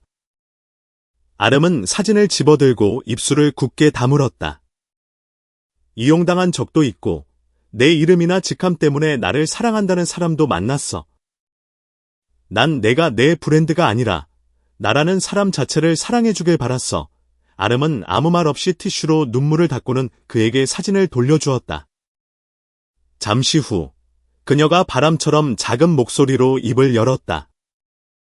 과시하고 싶지 않았다는 거 이해해요. 하지만 진실을 숨기는 것도 상처가 될 수 있어요. 오빠는 날 내 이야기의 구경꾼처럼 느끼게 만들었어요. 도연은 그 말을 인정하며 고개를 끄덕였다. 내가 잘못했어. 인정해. 하지만 이제부터는 네가 여전히 듣고 싶다면 너에게 아무것도 숨기지 않을게. 무거운 공기가 조금 가라앉았다. 직원이 김이 모락모락 나는 생선찜을 가져다 주었다. 향긋한 냄새가 퍼졌다. 아름은 차려진 음식을 바라보다가 마치 자신의 마음을 다시 들여다보듯 도연을 올려다보았다. 주방의 요리 소리는 여전히 규칙적이고 진실하며 가까이에서 들려왔다. 화려한 약속과는 거리가 멀었다. 아름에게는 그 소리야말로 거칠애를 넘어선 진정한 사랑의 속삭임처럼 마음에 와닿았다. 아직 동이 트지 않은 이른 아침, 시외버스가 쌀쌀한 새벽 공기를 가르며 유스케어 터미널에 멈춰 섰다. 세월의 무게로 등이 약간 굽고 깡마른 체구의 남자가 빛바랜 천 가방을 어깨에 메고 버스에서 내렸다. 한태식 씨는 아무에게도 연락하지 않았다. 아름이나 오 여사에게도 한마디 말도 남기지 않았다. 이번 여행은 그가 오롯이 혼자 감당하기로 선택한 일이었다. 그는 큰 길을 따라 천천히 걸었다. 가로등 불빛이 아직 나무뿌리 근처에서 서성이고 있었고 아침 햇살은 밤이슬을 다 쫓아내지 못했다. 그는 도연이 정확히 어디에 있는지 몰랐지만 집으로 온 초대장에 적힌 레스토랑 이름을 똑똑히 기억하고 있었다. 그는 레스토랑으로 바로 가는 대신 근처에 있는 수산물 도매시장으로 향했다. 그에게는 한 사람을 알려면 그가 보여주고 싶어하는 곳이 아니라 그가 시작한 곳으로 가야 했다. 시장 입구 맞은편의 작은 식당은 이른 시간부터 붐볐다. 한 씨는 구석 테이블에 자리를 잡고 설탕 없는 블랙커피를 주문한 뒤 바쁘게 움직이는 사람들을 유심히 관찰했다. 식당 주인 아주머니가 그가 낯선 사람임을 알아보고 몇 마디 말을 걸었지만 그는 짧게 대답할 뿐이었다. 이 근처에서 일하는 조카 녀석 좀 보러 왔수다. 10분도 채 되지 않아 초대장에서 본 푸른 바다 로고가 박힌 유니폼을 입은 건장한 남자 몇 명이 시장 안에서 큰 생선 카트를 밀고 나왔다. 그는 그중 한 명을 불러 세웠다. 여전히 차분한 목소리였다. 여보시오. 그 푸른 바다라는 식당, 성도연이라는 총각이 진짜 사장 맞소. 남자가 그를 보더니 웃었다. 어르신도 시골에서 오셨나 봐요? 예. 성도연 대표님, 젊은데 배포가 커요. 작년에 우리 어머니가 편찮으셔서 몇 달간 고향에 내려가야 했는데 휴가뿐만 아니라 약값까지 챙겨주셨다니까요. 다른 남자가 끼어들었다. 코로나 때 우리 다 몇 달씩 일 못해서 죽는 줄 알았어요. 그때 성 대표님이 이리저리 뛰어다니면서 월급 다 챙겨주고 쌀까지 직접 나눠줬다니까요. 근데 절대 생색내는 법이 없어요. 한 씨는 말없이 앉아 있었다. 사람들이 성도연이라는 이름을 부르는 방식, 그 친근함과 존경심은 그가 생각했던 근본 없는 사윗감과는 전혀 달랐다. 그가 매일 보던 도연은 조심스럽고 내성적인 사람이었지만 알고 보니 그 뒤에는 책임감과 의리로 가득 찬 또 다른 세계가 있었다. 그가 상념에 잠겨 있을 때 멀리서 익숙한 실루엣이 다가왔다. 도연이었다. 그는 전화를 들고 누군가에게 지시를 내리고 있었다. 그는 한 씨를 바로 보지 못하고 가까이 다가와서야 깜짝 놀라 멈춰 섰다. 아버님. 도연은 그 자리에 얼어붙었다. 갑작스러운 상황에 놀란 탓도 있었지만 무슨 말을 해야 할지 몰라 당황한 기색이 역력했다. 한 씨는 여전히 자리에 앉아 있었다. 커피 잔을 들어 한 모금 마신 뒤에야 조용히 대답했다. 장보러 일찍 또 나왔네? 그렇게 큰일을 하면서도 여전히 직접 생선을 고르는가? 도연은 고개를 끄덕였지만 감히 고개를 오래 들지 못했다. 네. 그게 버릇이 돼서요. 아버님. 생선은 직접 눈으로 봐야 마음이 놓입니다. 한 씨는 테이블에 팔을 괴고 도연의 눈을 똑바로 바라보았다. 그 눈빛은 더 이상 이전처럼 날카롭지 않았다. 그것은 진심을 헤아리려는 듯한 눈빛이었다. 지난번에는 내가 좀 성급했네. 이제야 조금은 알 것 같아. 하지만 아는 것과 믿는 것은 또 다른 문제지. 도연이 고개를 숙이며 목소리를 낮췄다. 아버님을 원망하지 않습니다. 제가 아버님이었어도 의심했을 겁니다. 잠시 침묵이 흘렀다. 등 뒤에서 생선 장수가 카트를 밀고 지나갔다. 시장의 소음이 두 사람의 대화에 비하면 희미하게 들렸다. 한 씨가 테이블에 손을 올리고 손가락으로 가볍게 두드렸다. 자네, 아직도 내 사위가 되고 싶은가? 도연이 고개를 들었다. 그의 눈시울이 붉어졌다. 긴 말이 필요 없었다. 그 눈빛에는 후회, 감사, 그리고 잘못을 바로잡고 싶은 열망이 모두 담겨 있었다. 한 씨는 한참 동안 그를 바라보다가 천천히 일어섰다.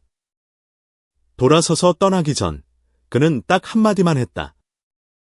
그렇다면 다시는 내 딸 아름이 울리지 말게. 그 말을 마친 그는 식당을 나와 시장 입구에 붐비는 인파 속으로 천천히 걸어 들어갔다. 도연은 그 자리에 미동도 없이 서 있었다. 그의 늙고 무뚝뚝한 얼굴에 옅은 미소가 스쳐 지나갔다. 아직 완전히 가벼워진 것은 아니지만 마음속 무거운 짐 하나를 내려놓은 듯했다. 도연이 벅차오르는 감정에 아직 어쩔 줄 몰라 하고 있을 때 배달 관리자가 다가와 물었다. 대표님, 차 기다리고 있습니다. 다른 구역에도 들러서 물건 확인해야 합니다. 도연은 고개를 끄덕였지만 떠나기 전에 한 씨가 앉아있던 낡은 테이블을 돌아보았다. 테이블 위에는 커피에 젖은 컵 받침과 엎어진 작은 잔 하나가 남아 있었다. 그는 다가가 잔을 바로 뒤집었다. 그 아래에는 짧은 메모지가 한 장 놓여 있었다. 삐뚤빼뚤한 글씨체였다. 무슨 일을 하든 내 뿌리를 잊지는 말 거라. 그는 마치 두 남자 사이에 맺어진 약속이라도 되는 듯 그 종이를 꽉 쥐었다. 시끄럽거나 확인할 필요는 없었지만 방금 조용한 계약이 맺어졌음을 두 사람 모두 알고 있었다. 도시 최고의 미식가들만 찾는다는 푸른 바다 레스토랑의 VIP룸. 오늘은 어딘가 분위기가 달랐다. 서양식 테이블도 새하얀 식탁보도 없었다. 금태 두른 도자기 접시나 무거운 와인잔도 보이지 않았다. 대신 낡은 나무 상 하나가 놓여 있었고 그 위에는 소박하게 차려진 음식들. 물을 넣은 고등어 조림, 데친 시금치, 된장찌개, 그리고 중앙에 놓인 김치 한 접시. 마치 시골집 부엌에서 막 나온 듯한 구수한 냄새가 풍겼다. 도연은 미리부터 서서 기다리고 있었다. 여전히 단정한 모습이었지만 손님을 맞이할 때 입던 화려한 정장은 아니었다. 그는 소매를 꺼든 흰색 셔츠에 수수한 정장 바지를 입고 있었고 검은색 슬리퍼도 다소 낡아 보였다. 사람들은 부자는 과시해야 한다고 말하지만 오늘 도연은 그저 자신의 마음처럼 진실되게 보이고 싶었다. 방문이 열리고 아름이 먼저 들어섰다. 그녀의 눈빛이 감동으로 흔들렸다. 그녀의 뒤로 향긋한 쑥향이 나는 떡을 보자기에 싼 오 여사가 따라 들어왔다. 그리고 마지막으로 천천하지만 당당하게 한 씨가 주머니에 손을 넣은 채 들어섰다. 그는 아무 말 없이 방 안을 한 바퀴 둘러보았다. 도연이 공손하게 고개를 숙여 인사했다. 오셨습니까? 아버님, 어머님. 한 씨는 대답 대신 가볍게 고개를 끄덕이고는 준비된 자리에 앉았다. 직원이 물러나자 방 안에는 숟가락이 그릇에 닿는 소리, 국자를 뜨는 소리만이 남았다. 아름이 침묵을 깨려고 입을 열려 하자 도연이 가만히 손짓으로 제지했다. 모든 것을 자연스럽게 두라는 신호였다. 그는 한 씨 같은 사람에게는 많은 말보다 진실된 행동 하나가 더 중요하다는 것을, 그리고 시간이 필요한 질문에 대한 답을 줄 것이라는 것을 알았다. 한 씨가 고등어 조림 한 조각을 집어 입으로 가져갔다. 천천히 씹었다. 짭조름한 맛이 혀끝에 퍼지고 목구멍으로 은은한 매운맛이 넘어갔다. 생선살에 양념이 깊게 배어 있었다. 화려하지는 않았지만 수십 년 전 어머니가 해주시던 바로 그 맛, 그 밥상을 떠올리게 했다. 그는 말없이 시금치를 한 젓가락 더 집어장에 찍어 먹었다. 오 여사는 남편을 살짝 쳐다보고는 도연에게 부드러운 목소리로 물었다. 이거 자네가 직접 만들었나? 도연이 미소를 지었다. 아닙니다. 제가 요리를 잘하지는 못합니다. 다만 저희 어머님이 가르쳐 주신 방식대로 주방장님께 부탁드렸습니다. 어릴 적 가난했을 때 이 고등어 조림 한 냄비와 나물 한 접시면 배부르게 먹곤 했습니다. 한 씨가 젓가락을 내려놓고 도연 쪽으로 몸을 기울였다. 방에 들어온 후 처음으로 입을 열었다. 이런 음식은 어디서 배운 겐가? 날카로운 질문은 아니었지만 그것은 그가 먼저 내민 화해의 손길이었다. 도연은 서두르지 않고 그의 눈을 똑바로 바라보며 진심을 담아 대답했다. 기억에서 배웠습니다. 아버님. 객가에서 생선을 팔던 시절 도시락에 조림 국물을 비벼 먹으며 늘 집밥 냄새를 그리워했던 그 기억에서요. 공기가 잠시 멈춘 듯했다. 한 씨는 가볍게 고개를 끄덕이고는 다시 젓가락을 들었다. 이번에는 자신이 먹기 위해서가 아니라 오 여사의 그릇에 생선 한 조각을 덜어주고는 아름을 쳐다보았다. 작은 행동이었지만 가족 모두는 그가 서서히 마음을 열고 있음을 깨달았다. 아름은 옆에 있던 물잔을 만졌다. 그녀의 손이 가볍게 떨렸다. 사랑과 의무 사이에서, 믿음과 두려움 사이에서 갈등했던 지난 몇 달간의 시간이 이제야 한 매듭씩 풀리는 듯했다. 아버님. 도연이 조용히 말했다. 제가 완벽한 사람은 아니라는 것 압니다. 하지만 돈으로 아버님의 믿음을 사려 한 적은 없습니다. 그저 제가 아름 씨를 진심으로 사랑한다는 것을 알아주시길 바랐을 뿐입니다. 한 씨는 대답하지 않았지만 그의 눈빛은 더 이상 날카롭지 않았다. 그는 밥그릇을 내밀며 국을 더 달라는 신호를 보냈다. 오 여사가 미소를 지으며 국을 떠주고는 도연에게 속삭였다. 도연이도 어서 먹게. 자네 아버님이 오늘 자네와 겸상하는 것만으로도 대단한 일이라네. 방 안에 작은 웃음소리가 퍼졌다. 도시의 무더위 속 한 줄기 시원한 바람처럼 가벼운 웃음이었다. 방 안을 짓누르던 압박감도 사라졌다. 잠시 후 나물 접시가 바닥을 드러낼 때쯤 한씨가 다시 젓가락을 내려놓고 옷매무새를 가다듬더니 허리를 펴고 똑바로 앉았다. 그의 목소리가 낮고 느리게 울렸다. 된장맛, 가난의 맛이 아직 남아있는 기억이라면 그건 가짜가 아니지. 그리고 이렇게 비싼 식당 한가운데서 장모 될 사람에게 나물과 생선조림을 대접할 용기가 있는 놈이라면 허세 부리는 놈도 아닐 테지. 그가 아름을 돌아보았다. 이 아비도 늙어서 너희 젊은이들 결혼 풍습은 잘 모른다. 하지만 내가 선택했다면 결혼식은 내 방식대로 해야겠다. 비싼 양주도, 무대도, 폭죽도 필요 없다. 그저 가족, 이웃들, 그리고 진심이 담긴 밥상만 있으면 된다. 도연이 고개를 숙였다. 알겠습니다, 아버님. 약속드립니다. 한씨가 일어나 문 쪽으로 돌아섰다.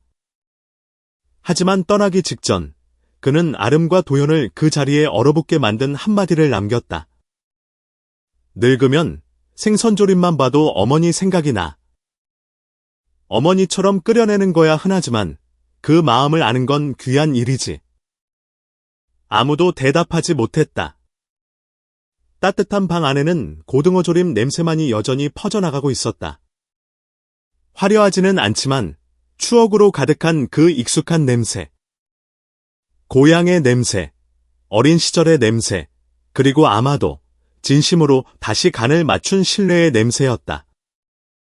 이른 아침, 햇살이 마당 앞 소나무 사이를 뚫고 들어와 어제 이웃들이 깨끗하게 청소해둔 붉은 벽돌 바닥 위에 반짝였다.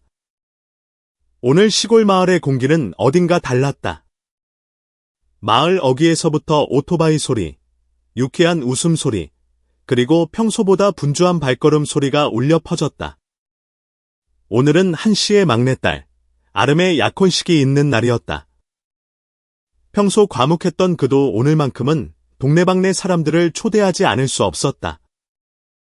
낡은 은색 트럭 한 대가 대문 바로 앞에 멈춰 섰다. 요란한 경적 소리도 도시의 약혼식처럼 길게 늘어선 차 행렬도 없었다. 전통 한복을 입은 도연이 몇몇 친한 친구들과 함께 예물이 담긴 쟁반을 들고 있을 뿐이었다.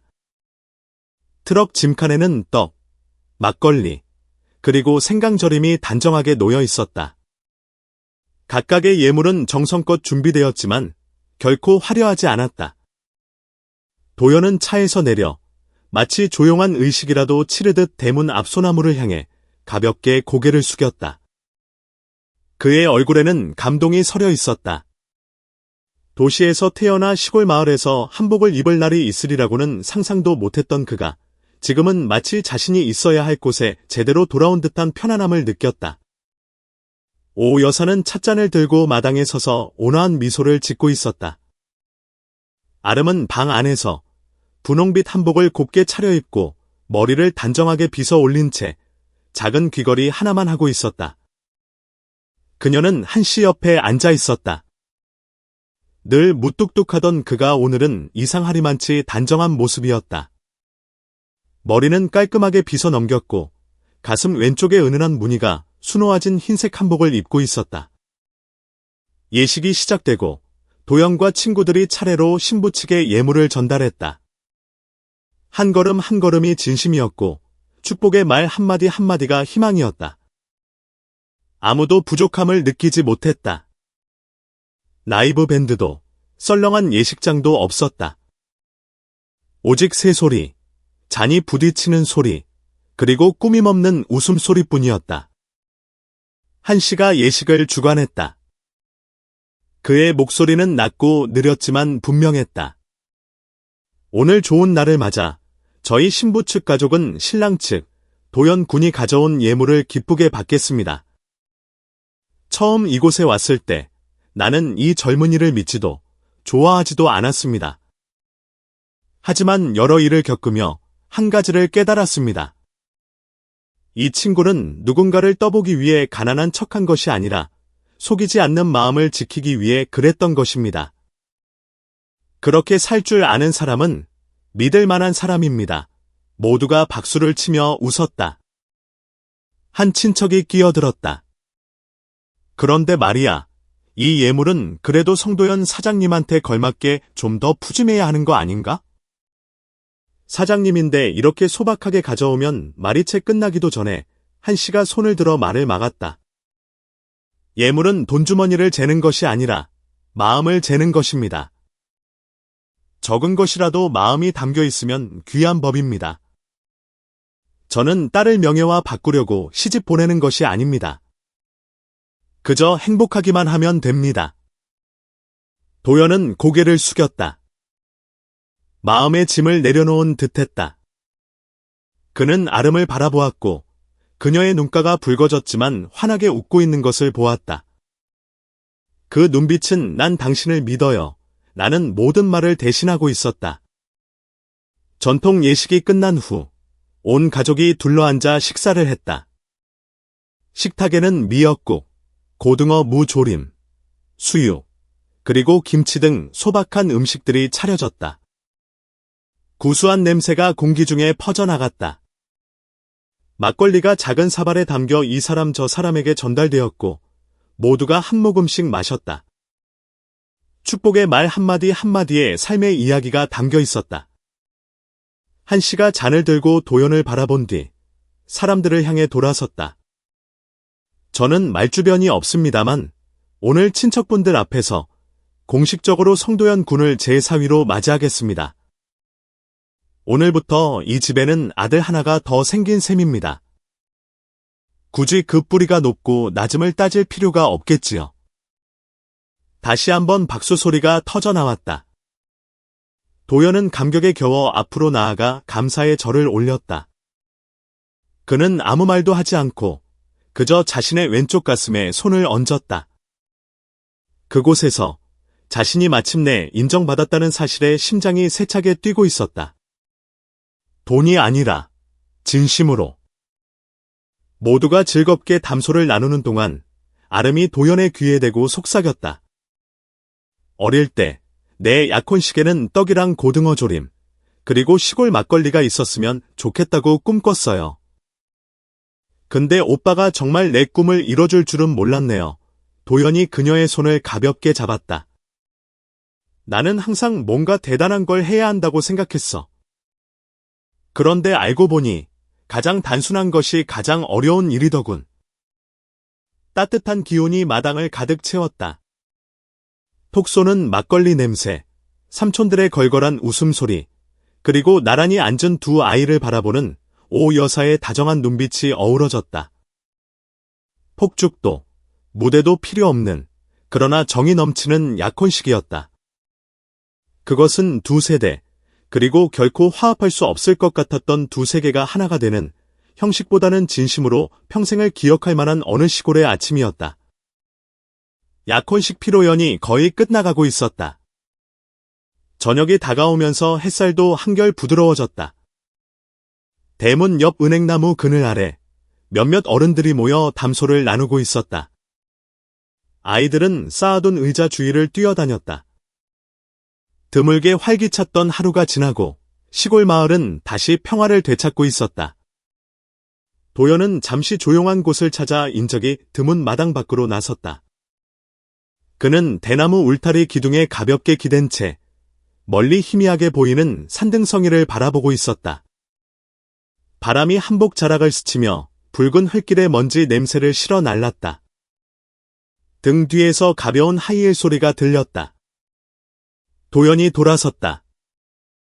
이끼색의 타이트한 원피스를 입고 긴 머리를 늘어뜨린 여자가 서 있었다. 화장은 옅었지만 여전히 도시적인 세련미가 풍겼다.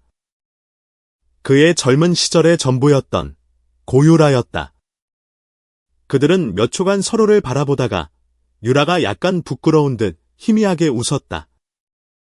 오랜만이네. 그녀가 입을 열었다. 도연이 낮고 짧게 대답했다. 그는 놀라긴 했지만 당황하지는 않았다. 약혼식 한다고 들었어. 나 아직 기억해. 유라가 마치 떠보려는 듯 물었다. 자신에게 상처를 준 사람을 잊지는 않아 도연이 직설적으로 대답했다. 그는 냉담하지는 않았지만 마음이 흔들리지도 않았다. 그의 입에서 나오는 모든 단어는 천천히, 그리고 분명하게 거리를 두었다. 유라가 어색하게 웃었다. 방해하러 온 건 아니야. 그냥. 할 말이 좀 있어서. 그들은 인적이 드문 은행나무 밑으로 걸어갔다. 멀리서 아름이 나무들 사이에 서서 그들을 보았지만 끼어들지 않았다. 그녀는 시할머니가 물려주신 하얀색 베일을 손에 쥔 채 조용히 지켜볼 뿐이었다. 너 정말 많이 변했다. 유라가 말을 꺼냈다.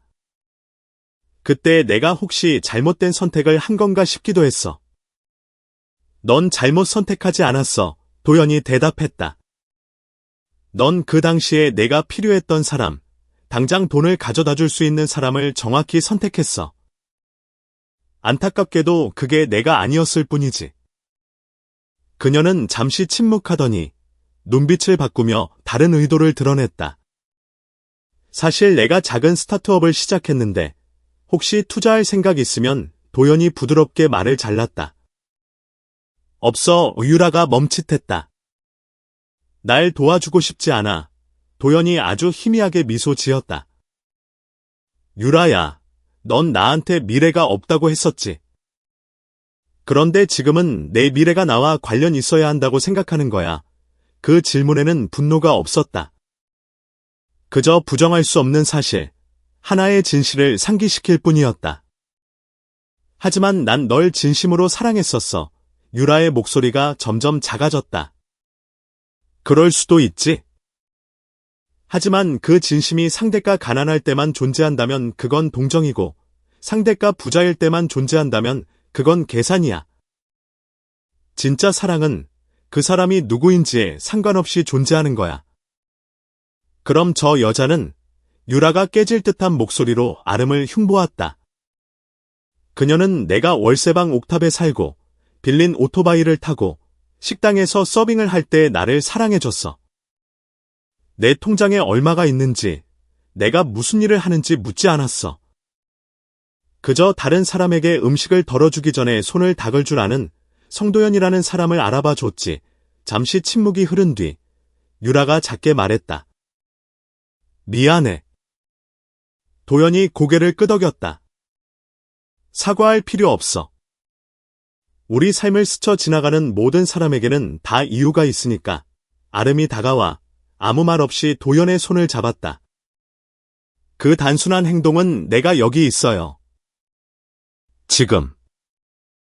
과거는 그냥 두세요. 라고 말하는 듯한 강력한 확신이었다. 유라는 그들을 바라보며 씁쓸하게 웃었다. 두 사람. 행복해. 그녀는 돌아섰다. 하이힐이 마당의 부드러운 흙에 살짝 빠졌다. 그녀의 모습은 집으로 돌아가기 시작하는 사람들 틈으로 사라져갔다. 아름이 조용히 말했다. 아무것도 묻지 않을게요. 오빠가 스스로 잘 마무리할 거라 믿으니까. 도연이 그녀의 손을 굳게 잡았다. 항상 너 자신으로 있어줘서 고마워. 아름의 손에 들려있던 베일이 바람에 가볍게 날려 두 사람의 손을 한 바퀴 감싸고는 흙바닥으로 떨어졌다. 두 사람이 동시에 허리를 숙여 그것을 집어들었다. 고개를 들었을 때 그들은 서로를 바라보았다. 그들의 눈에는 평온함이 가득했다. 더 이상 과거에 얽매이거나 오래된 상처를 생각하는 사람은 없었다. 오직 현재와 굳게 맞잡은 두 손만이 존재할 뿐이었다.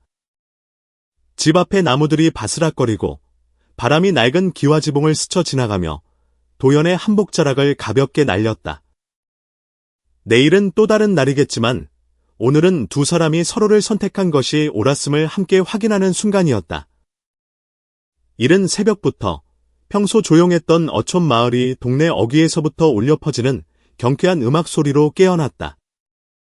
한신의 집으로 이어지는 흙길은 반짝이는 작은 붉은 깃발과 형형색색의 종이꽃으로 장식되어 있었다. 얼굴에 흙이 묻은 아이들이 방금 설치가 끝난 결혼식 천막 주위를 뱅뱅 돌며 뛰어다녔다. 아주머니들은 손에는 냄비를, 다른 손에는 쟁반을 들고 마치 축제라도 온 듯 즐거워했다. 오늘 아름의 집마당은 더 이상 벼를 말리거나 채소를 씻던 익숙한 공간이 아니었다. 이제 그곳은 아름의 인생에서 가장 중요한 순간을 목격하는 장소가 되었다. 마당 한쪽에서는 라이브 밴드가 리허설을 하고 있었다. 기타와 드럼 소리가 여름 하늘 아래 울려 퍼지며 멀리서 들려오는 바다의 파도 소리와 어우러졌다. 부엌에서는 생선조림, 수육, 김치 냄새가 피어올랐다. 진하고 소박한 시골 결혼식 특유의 냄새였다. 도연은 아침 일찍 도착했다. 수백만 원짜리 턱시도나 번쩍이는 슈퍼카가 아닌 연꽃이 수놓아진 하얀 한복 차림이었다. 그리고 약혼식 날 예물을 싣고 왔던 바로 그 낡은 트럭을 타고 왔다. 그는 직접 차를 몰고 와 대문 앞에 세운 뒤 천천히 차에서 내렸다. 신랑 왔다. 누군가의 외침에 온 동네 사람들이 그를 쳐다보았다. 한때 게으르다고 여겨졌던 부자이면서도 티내지 않던 그 청년이 이제 마을의 중대사인 결혼식의 중심에 서 있다는 사실에 많은 이들이 감탄했다. 여전히 단정한 머리, 당당한 눈빛. 하지만 오늘 도연은 어딘가 달라 보였다. 아마도 그의 미소가 더 이상 조심스럽지 않고 완전한 만족감으로 가득 차 있었기 때문일 것이다. 아름이 집 안에서 나왔다. 오 여사가 그녀의 머리에 옥비녀를 꽂아주는 동안 그녀의 손이 가볍게 떨렸다. 붉은 벨벳의 홀레용 한복을 입은 그녀는 짙은 화장을 하지 않았음에도 불구하고 환하게 빛났다. 그녀는 낡은 벽돌 바닥을 한 걸음 한 걸음 내디디며 익숙한 눈빛을 찾아 마당으로 수줍게 걸어 나왔다. 그리고 그들은 바로 그 마당 한가운데서 마주 섰다. 샹들리에가 빛나는 연회장도 수입 장미도 없었다. 바닥에 깔린 화려한 돗자리, 양옆에 놓인 대나무 의자 2줄, 그리고 밧줄로 묶은 대나무 프레임 위에 팽팽하게 당겨진 천막이 전부였다. 하지만 도연과 아름의 눈에는 그 어떤 것도 그 순간을 대신할 수 없었다. 결혼식이 시작되었다. 사회는 목소리는 쉬었지만 정감 넘치는 먼 친척 아저씨가 맡았다. 양가 친척들이 어깨를 맞대고 가까이 앉았다. 웃음소리와 축하의 말이 사방에서 울려 퍼졌다. 민혁은 도연의 친구들 옆에 앉아 기쁨을 감추지 못했다. 우리 형이 한때 한씨 아저씨한테 자네가 뭘로 내 딸을 먹여 살릴 겐가? 라는 질문을 받았다는 걸 아무도 못 믿을 걸. 도연이 무대 위로 올라섰다. 마이크를 쥔 손이 살짝 떨렸지만 아름의 눈빛을 보자 그는 평정을 되찾았다. 두 분 어르신께 그리고 저를 이곳을 고향이라 부를 수 있게 해주신 마을 모든 분께 감사드립니다.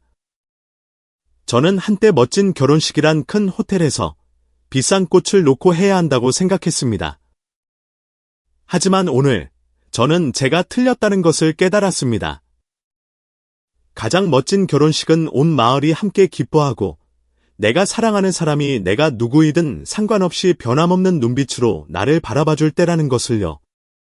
객석에 앉아있던 오 여사가 손수건으로 눈가를 찍었다. 이웃 할머니는 고개를 끄덕이며 작게 말했다.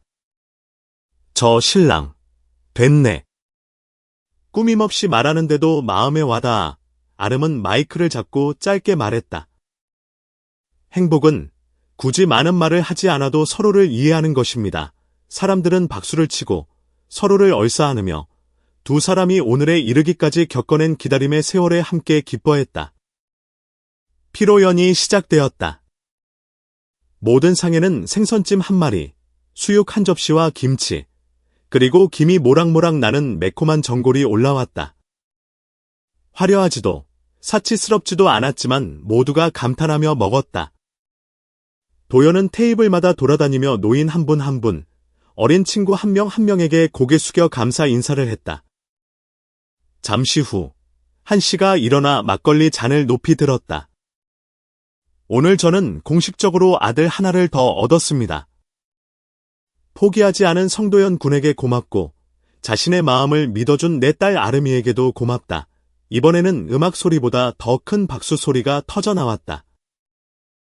그 음악 소리 속에서 아름의 미소가 햇살처럼 환하게 피어났다.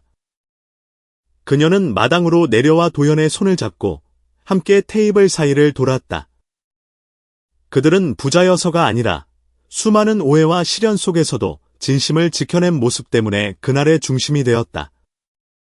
하늘 높이 늦은 오후의 햇살이 나뭇잎 사이로 쏟아졌다. 붉은 꽃잎이 마치 축복의 말을 뿌리듯 땅으로 가볍게 떨어졌다. 바다에서 불어오는 바람이 짠 내와 함께 시원한 기운을 실어 날랐다. 한 할머니가 옆 사람에게 속삭였다. 아마 온 동네가 이 결혼식을 기억할 거야.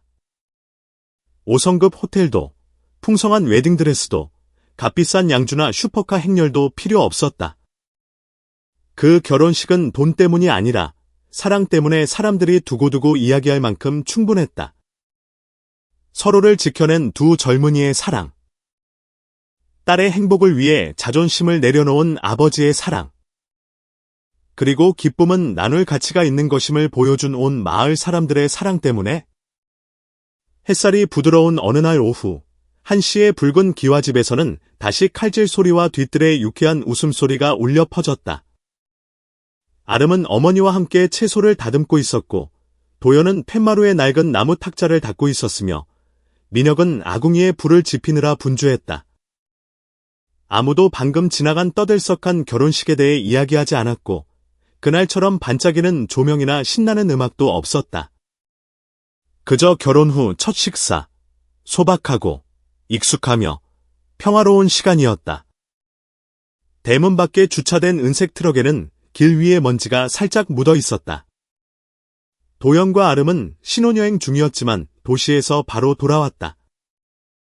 고향 음식이 그리워서가 아니라 그가 했던 약속 때문이었다. 아무리 부자가 되더라도 한 달에 한 번은 꼭 내려와서 부모님과 밥 한 끼 먹겠습니다. 집 앞 나무들 사이로 저녁바람이 부드럽게 불어왔다.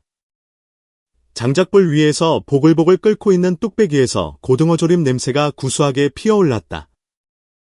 붉은 비름 나물국에는 작은 새우가 몇 마리 떠 있었다. 식탁 중앙에는 깍두기 한 사발이, 그리고 얇게 썬 신선한 고추와 레몬을 띄운 간장 종지가 놓여 있었다. 모든 것이 너무나 평범해서 며칠 전에 그 신랑이 이 나라에서 가장 성공한 젊은 사업가 중 한 명이라는 사실을 잊게 할 정도였다. 한 씨는 나무젓가락을 정리하다가 도연을 힐끗 보더니 말없이 고등어조림 한 토막을 사위의 밥그릇에 얹어주었다. 아무 말도 하지 않았지만 그의 눈빛은 마치 다시 타오르는 불씨처럼 따뜻해져 있었다. 그에게는 그 몸짓 하나가 천 마디의 축복보다 더 큰 의미였다. 도연은 고개를 들고 조금 놀란 듯하더니 이내 희미하게 웃었다. 감사합니다, 아버지. 그가 낮지만 진심 어린 목소리로 말했다. 맞은편에 앉아있던 오 여사가 나무를 집으며 잇몸을 드러내고 웃었다. 오늘 우리 식구 다 모이니까 참 좋네. 민혁이 입을 실룩거렸다. 근데 오늘 고등어조림이 좀 짠 것 같네요. 집에 사위가 하나 더 생겨서 그런가 식탁에 앉은 모두가 웃음을 터뜨렸다. 한 씨는 조카를 짐짓 쏘아보는 척했지만 입가에 번지는 기쁨을 숨기지는 못했다. 식사는 천천히 이어졌다. 음식 하나하나가 마치 지나온 여정의 한 조각을 떠올리게 하는 듯했다. 도연은 아름의 집에 처음 왔던 날의 저녁 식사를 기억했다. 날카로운 시선과 가시 돋친 질문, 그리고 이름 모를 갈등으로 가득했던 그날. 지금 그는 여전히 그 대나무 의자에 앉아 있었지만 마음은 완전히 달라져 있었다. 아름은 말없이 남편의 그릇에 국을 더 떠주며 도연을 힐끗 보고는 조용히 말했다. 행복은 밥 먹을 때 굳이 어떤 역할을 연기할 필요가 없는 것 같아요. 그가 아내를 돌아보며 식탁 밑으로 그녀의 손을 가볍게 잡았다. 그 손길은 소박하지만 깊은 맹세와도 같았다. 한 씨가 젓가락을 내려놓고 주위를 한번 둘러본 뒤 입을 열었다. 나는 처음에 저놈이 다가가기 힘든 허풍쟁이인 줄로만 알았는데 이제는 내 속처럼 아끼게 됐네. 오 여사가 고개를 끄덕였다.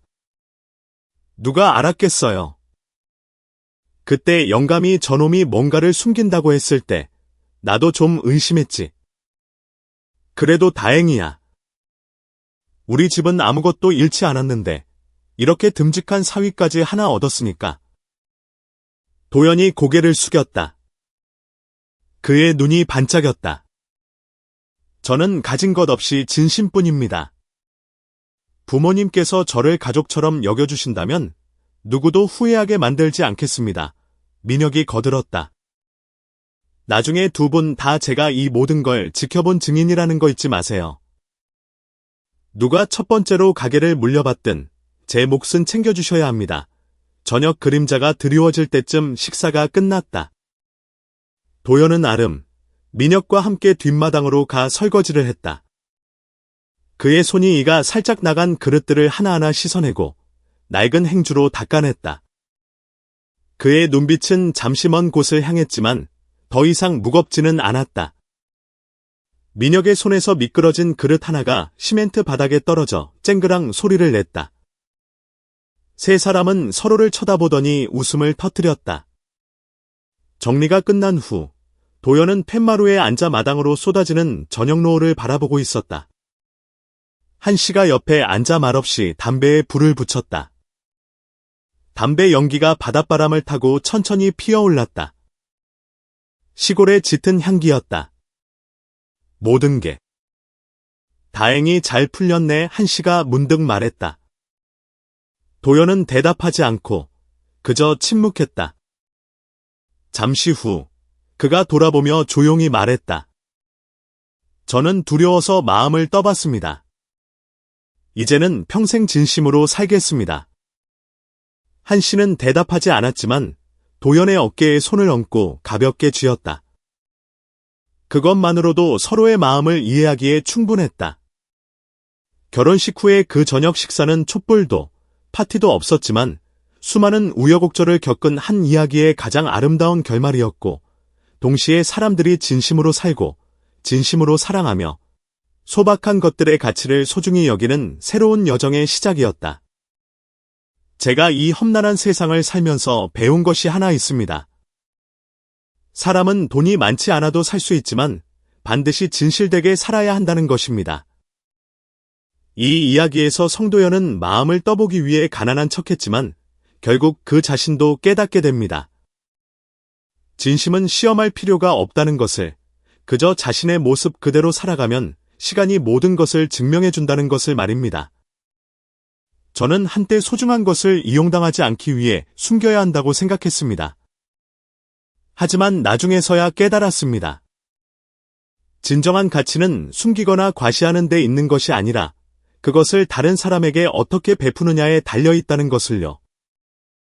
보시다시피 완벽한 가족은 없으며 어떤 시험도 후유증을 남기지 않는 법은 없습니다. 하지만 우리가 인내심을 갖고 진실된 마음으로 모든 의심보다 사랑을 앞세운다면 아무리 완고한 마음이라도 결국 부드러워지기 마련입니다. 부유함을 가면으로 만들지 마십시오.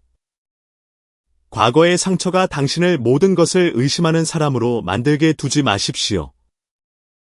이 세상에 만약 당신의 있는 그대로의 모습을 사랑해주는 사람이 있다면 어떤 속임수도 없이 진실함으로 그 마음을 소중히 여기십시오. 신뢰는 가장 깨지기 쉬운 것이지만 만약 지켜낼 수만 있다면 사람들 사이에서 가장 견고한 것이기도 합니다. 만약 이 이야기가 당신에게 생각할 거리를 주었다면 댓글로 숫자 1을 남겨주세요. 지금 어느 지역에서 이 영상을 보고 계신가요? 이 이야기가 우리나라 어디까지 전해졌는지 알 수 있도록 알려주세요. 다른 관점이 있으시다면 댓글로 공유해주세요. 함께 이야기 나누겠습니다. 그리고 이렇게 감동적이고 의미 있는 이야기를 좋아하신다면 다음 영상을 놓치지 않도록 채널 구독을 잊지 마세요. 감사합니다.